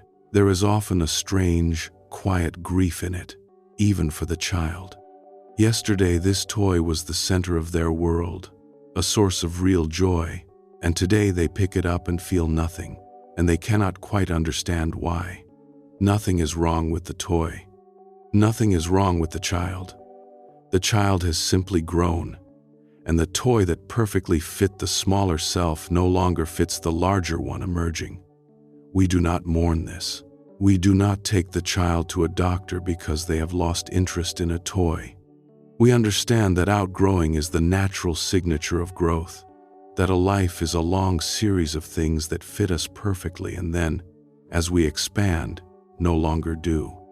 Your loss of interest in the people and activities of your old life is the same process, simply happening at a scale we are less used to naming. You have outgrown a version of your life. The grief you feel is real, and it deserves to be honored, but it is the grief of expansion, not the grief of loss. You are not losing your world because something is wrong with you. You are outgrowing a world that was built for a smaller version of you, and the ache you feel is simply the growing pain of becoming larger than the life you were living. And that brings us to the final and most important question of all. If the old life is falling away, what is it falling away to make room for? What actually waits on the other side of losing interest in everyone? Because it is not a life of cold, empty isolation. It is something far better and far warmer than most people dare to believe. Number 7. What waits on the other side? So let us go to the other side of this passage, because if all you know is the losing, the distance, the loneliness, the falling away, then this whole experience sounds like a slow descent into isolation. And it is not. It only feels that way from the middle of it, when the old connections are dissolving and the new ones have not yet arrived. But there is another side to this, and I want you to see it clearly, because it is the reason the whole painful passage is worth walking through. Here is the first thing that waits on the other side: a relationship with yourself. For your entire life, you have been so focused on other people, so busy managing how you are seen, so consumed by belonging, that you never once developed a real relationship with the person you actually are. You were a stranger to yourself, too crowded by others to ever turn inward and meet the one who was always there. And this whole passage, all the losing of interest, all the withdrawal, all the solitude, is clearing the space for that meeting to finally happen. On the other side of losing interest in everyone else, you find the one person you never knew, yourself. And that relationship, once you build it, becomes the foundation for every other relationship in your life. And this is the thing almost no one tells you about the relationship with yourself. It is not a consolation prize. It is not the sad thing you settle for when you cannot have real relationships with other people. It is the source from which every healthy relationship with other people flows. Think about how you related to others before, from need, from a hole inside you that you were desperate for them to fill. You needed them to approve of you, to validate you, to make you feel real, to soothe the loneliness you could not soothe yourself. And relationships built on that need are never truly free, because underneath them runs a quiet desperation, a fear of abandonment, a using of the other person to complete something in yourself. But when you finally build a real relationship with yourself, when you become someone who can meet your own needs, soothe your own loneliness, validate your own worth, something remarkable happens to how you relate to everyone else. The desperation drains out of it. You no longer need people, and so, for the first time, you can actually love them. You come to them full instead of empty, offering instead of grasping, choosing them freely rather than clinging to them out of fear.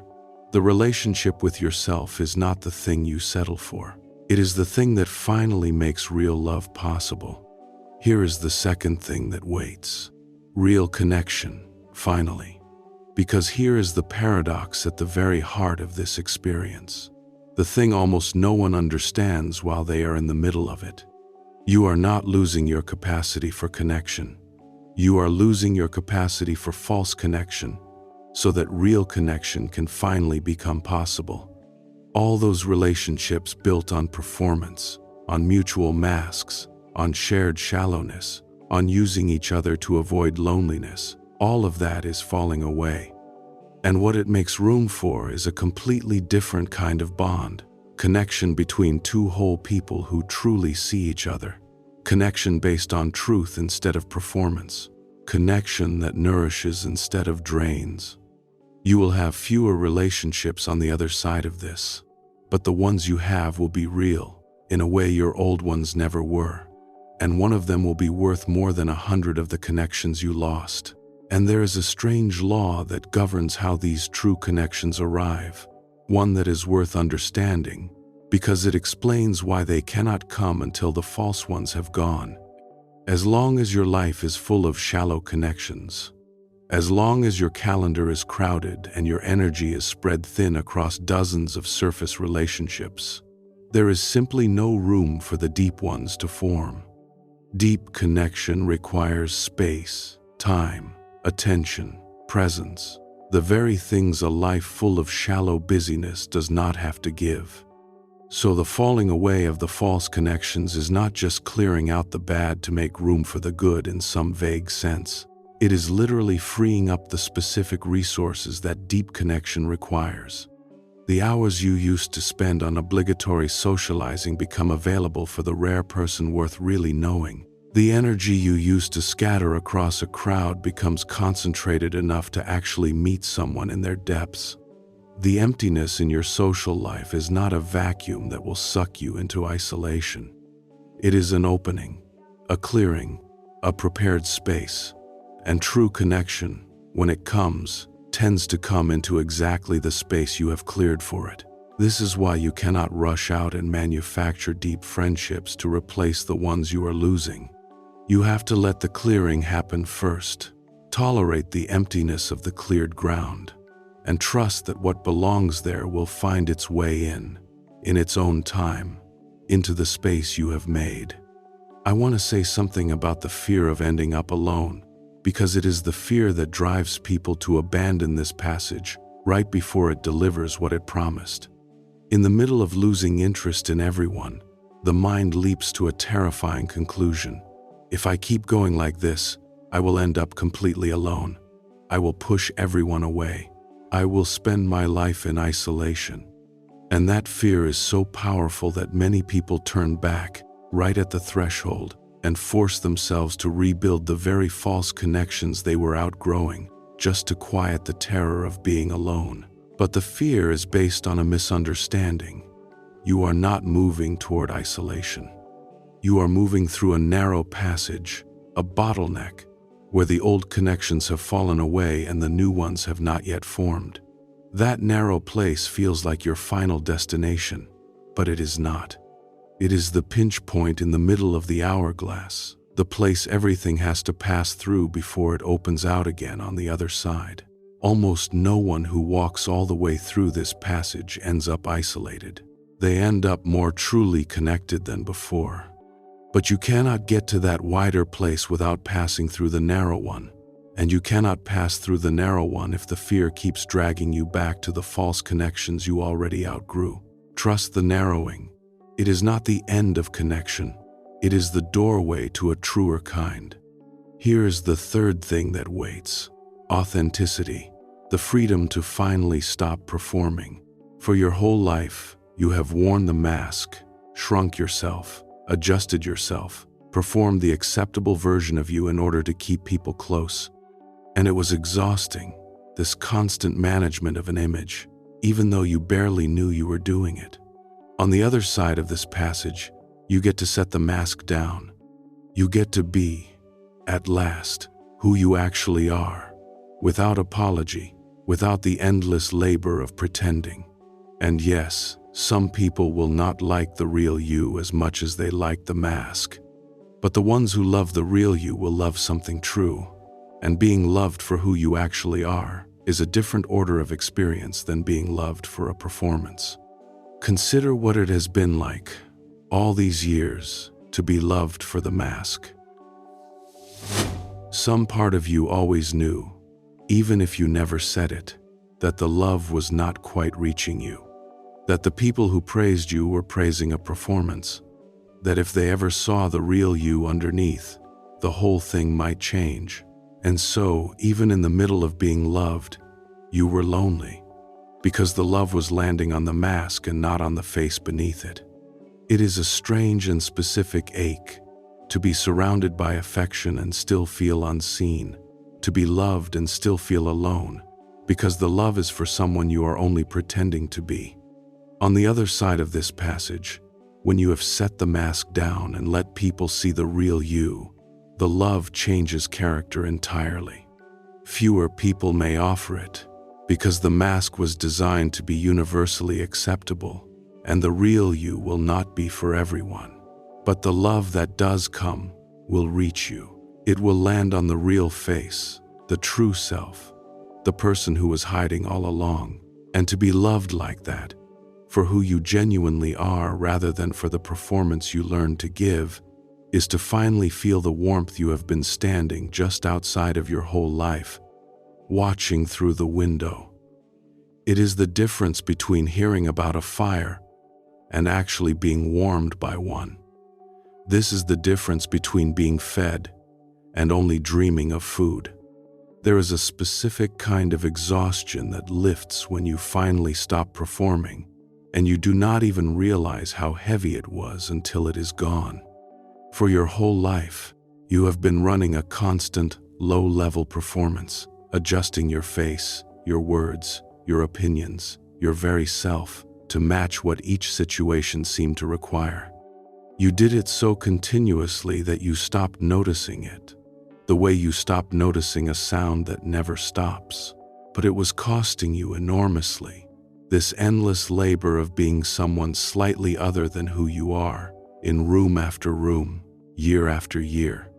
And when you finally begin to set the performance down, when you let yourself be simply and honestly who you are, a tiredness you have carried your entire life begins to lift.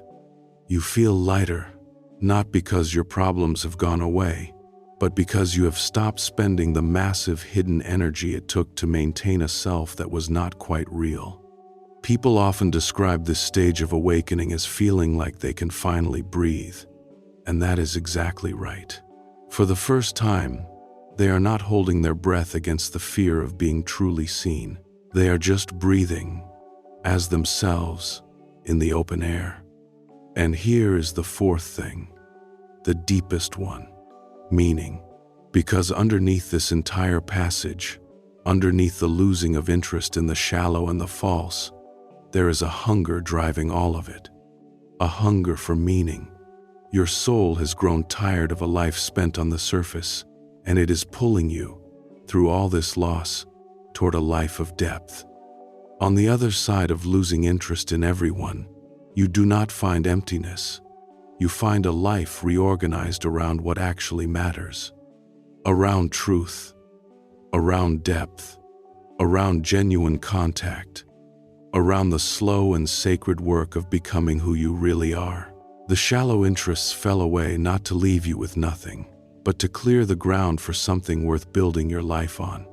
There is a particular emptiness that a shallow life produces, even a shallow life that is full of people and activity and noise, and you have probably felt it without being able to name it. It is the emptiness of a life spent entirely on the surface, a life of constant motion and constant company that somehow never quite touches anything real. You can fill every hour, know everyone, do everything, and still lie awake at night with a hollow feeling you cannot explain, the feeling that despite all the activity, you have not really lived. That hollowness is the soul's hunger for meaning, and no amount of surface activity will ever satisfy it, because it is hungry for depth, not quantity. This is what your loss of interest has really been about all along. Your soul grew tired of a full and meaningless life, and began, through the only means it had, to clear space for a meaningful one. The losing of interest in the shallow was never the disease. It was the cure. It was your deepest self refusing to keep spending your one life on things that would never satisfy the hunger that actually drives you.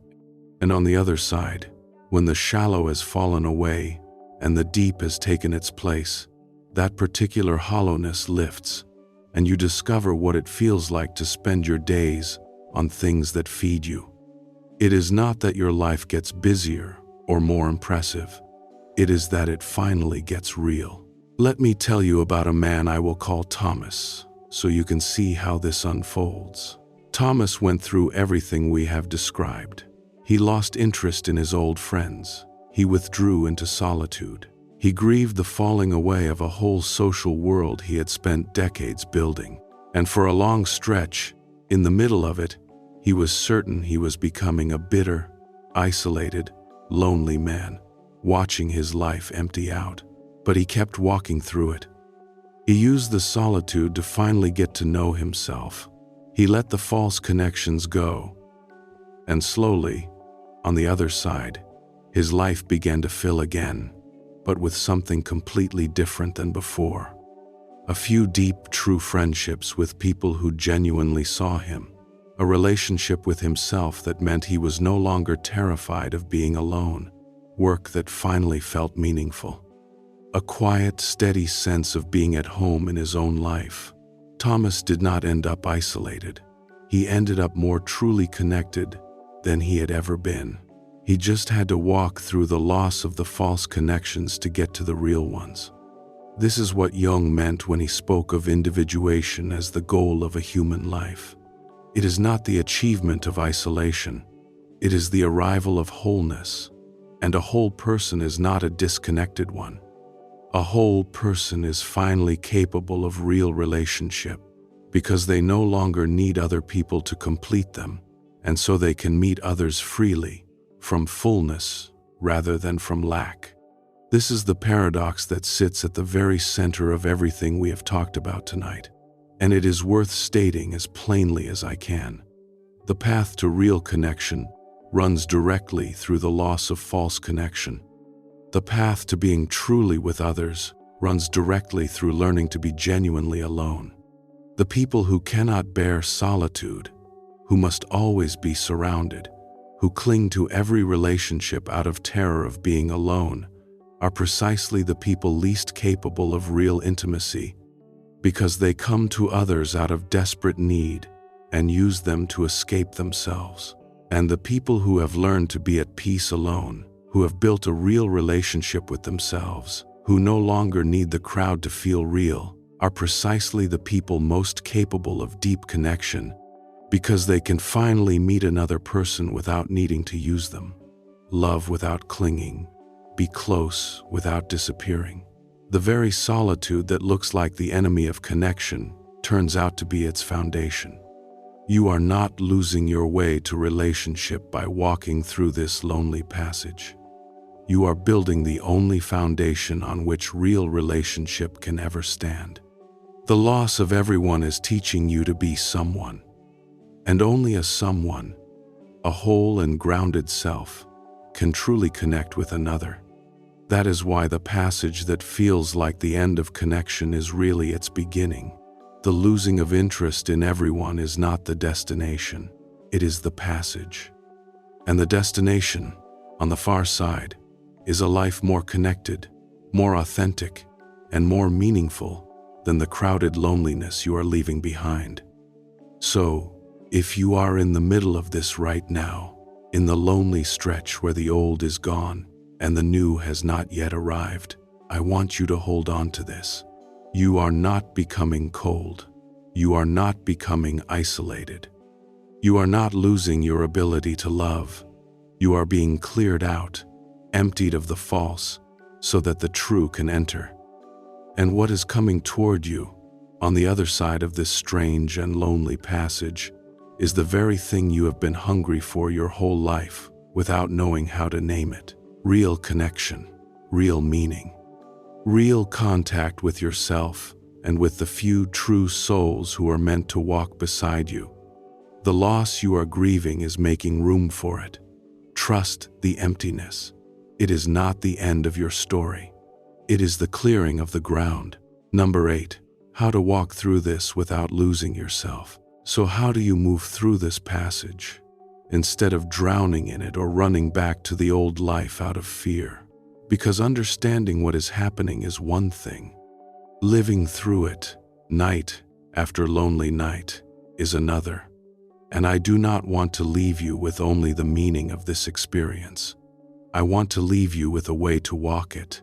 So here are the things I want you to hold on to and practice as you move through the loss of interest in everyone. The first practice is this: stop pathologizing yourself. Every time the old fear rises, the fear that something is wrong with you, that you are becoming cold, that you are broken, gently correct it. When you notice yourself thinking, "What is wrong with me? Why do I not care anymore?" Catch it and offer yourself a truer thought. Nothing is wrong with me. I am changing. I am outgrowing a life that was too small for me. Say it as many times as you need to, because the suffering of this passage is doubled by the story that you are failing at it. And that story is not true. You are not failing. You are growing. And every time you replace the fearful story with the truer one, you make the passage a little easier to bear. Let me make this practice more concrete, because the fearful story is sneaky and it does not announce itself. It disguises itself as objective fact. It does not say, "I am telling you a frightening story." It says, "This is just how it is. Something is wrong with you. Look at the evidence." So the practice is to learn to catch the story in the act, to notice the exact moments it speaks. It usually speaks right after a social encounter that felt empty, or right after you turned down an invitation, or late at night when the loneliness is loudest. In those moments, a voice says something like, "You are becoming cold. You are pushing everyone away. You are going to end up alone. What is wrong with you?" And your job is to hear that voice, name it as the fearful story rather than the truth, and gently answer it with the truer account. Not by arguing with it, but by offering the deeper truth beside it.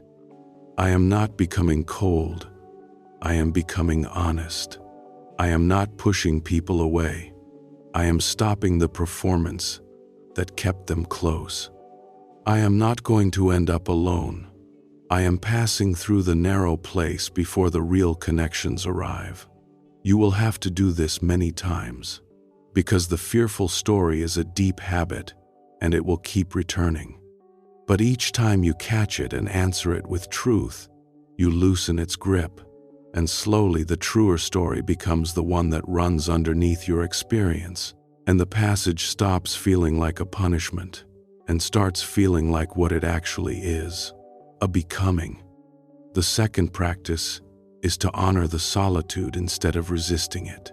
Instead of feeling guilty for wanting to be alone, enter your aloneness on purpose and use it for what it is for. Spend some of that solitude in real reflection. Sit with yourself. Ask yourself the questions you never had space to ask. Who am I underneath all the roles I have played? What do I actually want? Not for anyone else, but for myself. What have I been hungry for that all the socializing never fed? Keep a journal if it helps. Take the long walks alone. Let the solitude become a conversation with yourself instead of an exile from others. This is the reunion your whole psyche has been asking for. Do not waste it feeling guilty. Enter it and let it do its work. Let me give you something concrete to do inside that solitude, because unstructured aloneness can drift into rumination if you are not careful. When you sit down in the quiet, do not simply let your mind wander wherever it wants, because a mind trained by years of anxiety will often just replay its worries. Instead, give the solitude a gentle focus. Ask yourself a single real question, and then listen for the answer. Not from your anxious surface mind, but from somewhere deeper. Questions like, what have I been pretending not to know about my own life? Or, if I were not afraid of disappointing anyone, what would I actually want? Or, What part of me have I been neglecting for so long that I have almost forgotten it exists? Ask the question. Then stop thinking and simply listen. The way you would listen for a faint sound in a quiet house.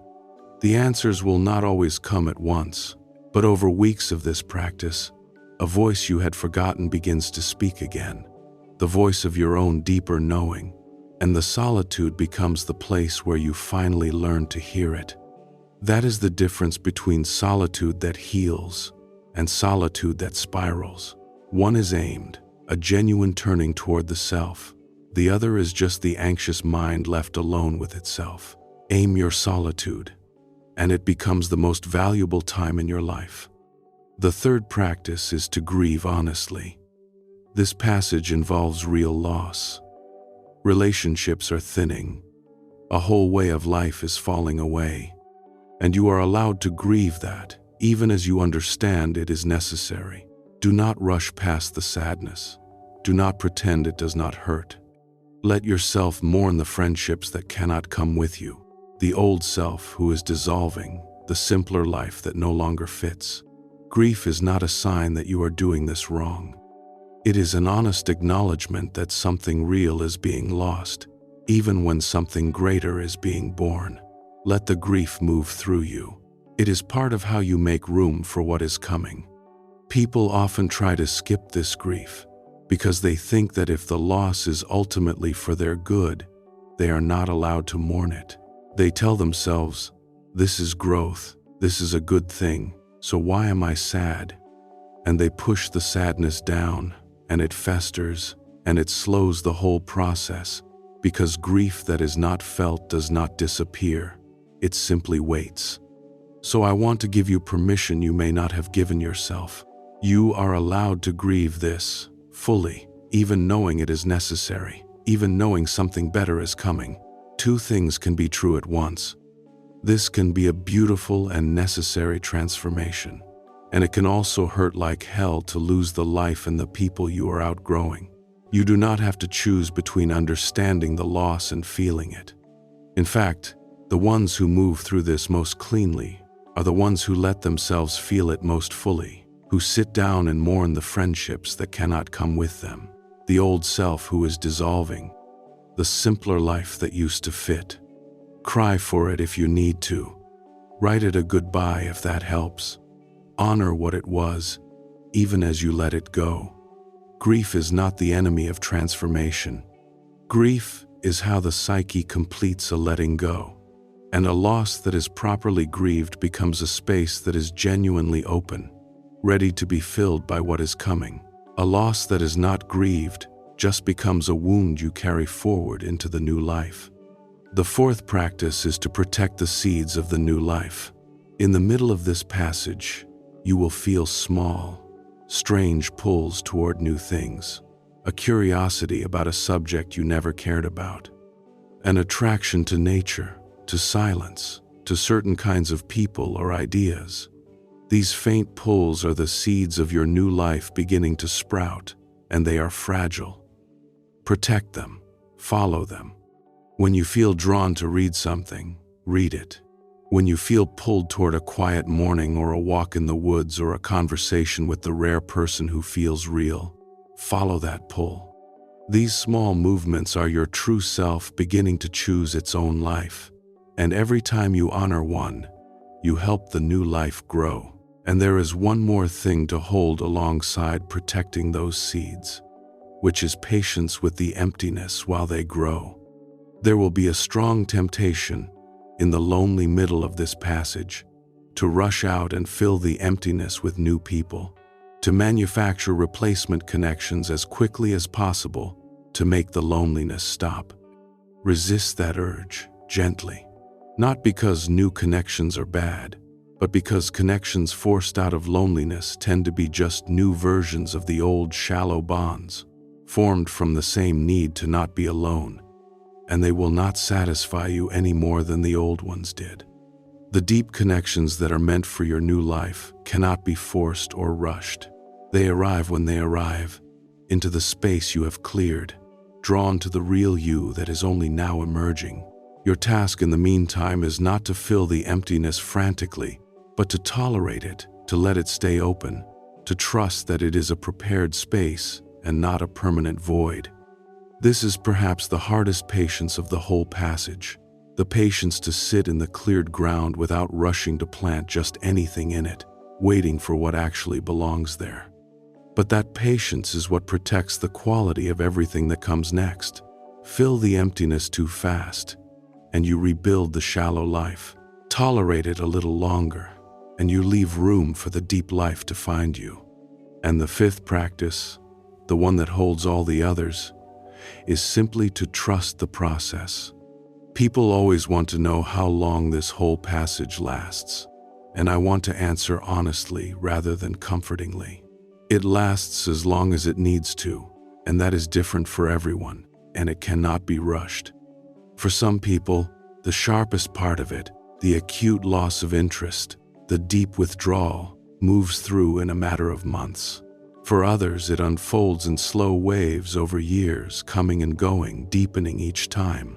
And here's the thing that matters most about the timeline. The people who suffer longest are almost always the ones who fight it, who treat the withdrawal as an emergency to be fixed, who keep dragging themselves back into the old life out of fear, interrupting the process again and again before it can complete. The people who move through it most cleanly are the ones who stop fighting, who consent to the passage, who let the old life fall away without clawing to hold it, and let the new life form without forcing it. Paradoxically, the surrender is what speeds it, not because surrender makes the transformation faster in some magical way, but because all the energy you were spending on resistance gets freed to do the work. The passage is not made shorter by struggling against it. It is made shorter by trusting it. So if you want this to move, the counterintuitive answer is to stop trying to make it move, and instead to let it carry you at the pace your own depths have chosen. You cannot see where this is going. From the middle of it, it looks like loss, like emptiness, like the slow draining away of everything familiar. But you have to trust that the emptiness is fertile, that the falling away is clearing the ground, that the loneliness is the passage and not the destination. Trust that the deepest part of you knows what it is doing, even when your conscious mind is afraid. The psyche does not empty a life for no reason. It empties it to make room. Trust that. Walk forward into the quiet, one honest day at a time, and let yourself be led toward the truer life that is trying to be born in you. Because here is the truth of who you are becoming. Underneath all of this, you are becoming a whole person. Someone who no longer needs the crowd to feel real. Someone who can be alone without being lonely, and be with others without losing themselves. Someone who sees clearly, loves truly, and lives from their own depths instead of from the endless performance of belonging. There is a particular quality that people who have walked all the way through this passage seem to share, and you can feel it when you meet one, even if you cannot name it. There is a stillness to them, a groundedness, a sense that they are not performing for you, not needing anything from you, not anxious about how they are landing. They can be fully present with you because they are not preoccupied with managing your impression of them. They can listen deeply because they are not just waiting for their turn to secure your approval. They can be alone without seeming lonely, and be with you without seeming to cling. And there is a warmth to them that is different from the eager, anxious friendliness of a person who needs to be liked. It is a warmth that comes from fullness rather than need, a warmth that is offered freely rather than deployed strategically. You have probably met one or two people like this in your life, and you probably remember how it felt to be around them, how safe, how real, how rare. That is who you are becoming. Not a colder person, not a more isolated one, but one of those rare, grounded, genuinely warm people who have made peace with themselves and can therefore offer something real to everyone they meet. The passage that feels like losing everyone is, in truth, the passage that turns you into the kind of person capable of the deepest connection there is. The person on the other side of this passage does not have a smaller life than the one they left. They have a truer one. Fewer masks, deeper bonds, real solitude, real connection, and a quiet, unshakable relationship with themselves that no crowd could ever give them. That is who you are becoming. And you are becoming it not in spite of losing interest in everyone, but through it. The loss is the doorway, and you are already walking through. And if tonight you are somewhere in the middle of this, in the lonely, narrow part where so much has fallen away and so little has yet arrived, I do not want you to measure yourself against some imagined schedule of how fast this is supposed to go. There is no schedule. Some people move through this passage in a season. Some move through it over years, in slow, circling waves, losing interest and grieving and reclaiming themselves in layers, going deeper each time. Neither is right or wrong. You are not behind. You are not doing it too slowly, and you have not missed some window where you were supposed to have it all figured out by now. The psyche transforms at its own pace, and its pace is not the pace of the anxious mind that wants the discomfort to be over. Your only task is to keep walking, to keep trusting the emptiness, to keep choosing the true over the false in the small, ordinary moments, and to be gentle with yourself on the nights when the loneliness is loud. The becoming is happening whether you can feel it or not. Every honest day is a step, even the ones that feel like standing still, especially those. If any part of this has spoken to something real in you tonight, if you have felt seen in these words, then let me leave you with this. What you are going through is not a sickness, and it is not the end of your capacity to love. It is the beginning of the deepest chapter of your life, the one where you finally come home to yourself and, from there, to the few real souls who are meant to walk beside you. This channel exists to be a companion for exactly this passage, a voice in the quiet while you find your way through. So if these reflections meet you where you are, subscribe and stay close. And let them keep finding you on the nights when the loneliness feels heaviest and you need to be reminded that you are not broken and you are not alone. There is far more of this inner territory still to explore together.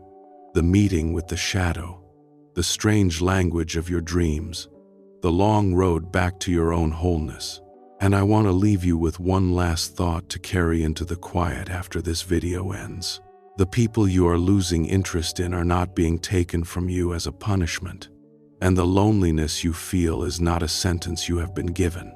Both are invitations. The distance that has opened between you and the world is not a wall shutting you out of life.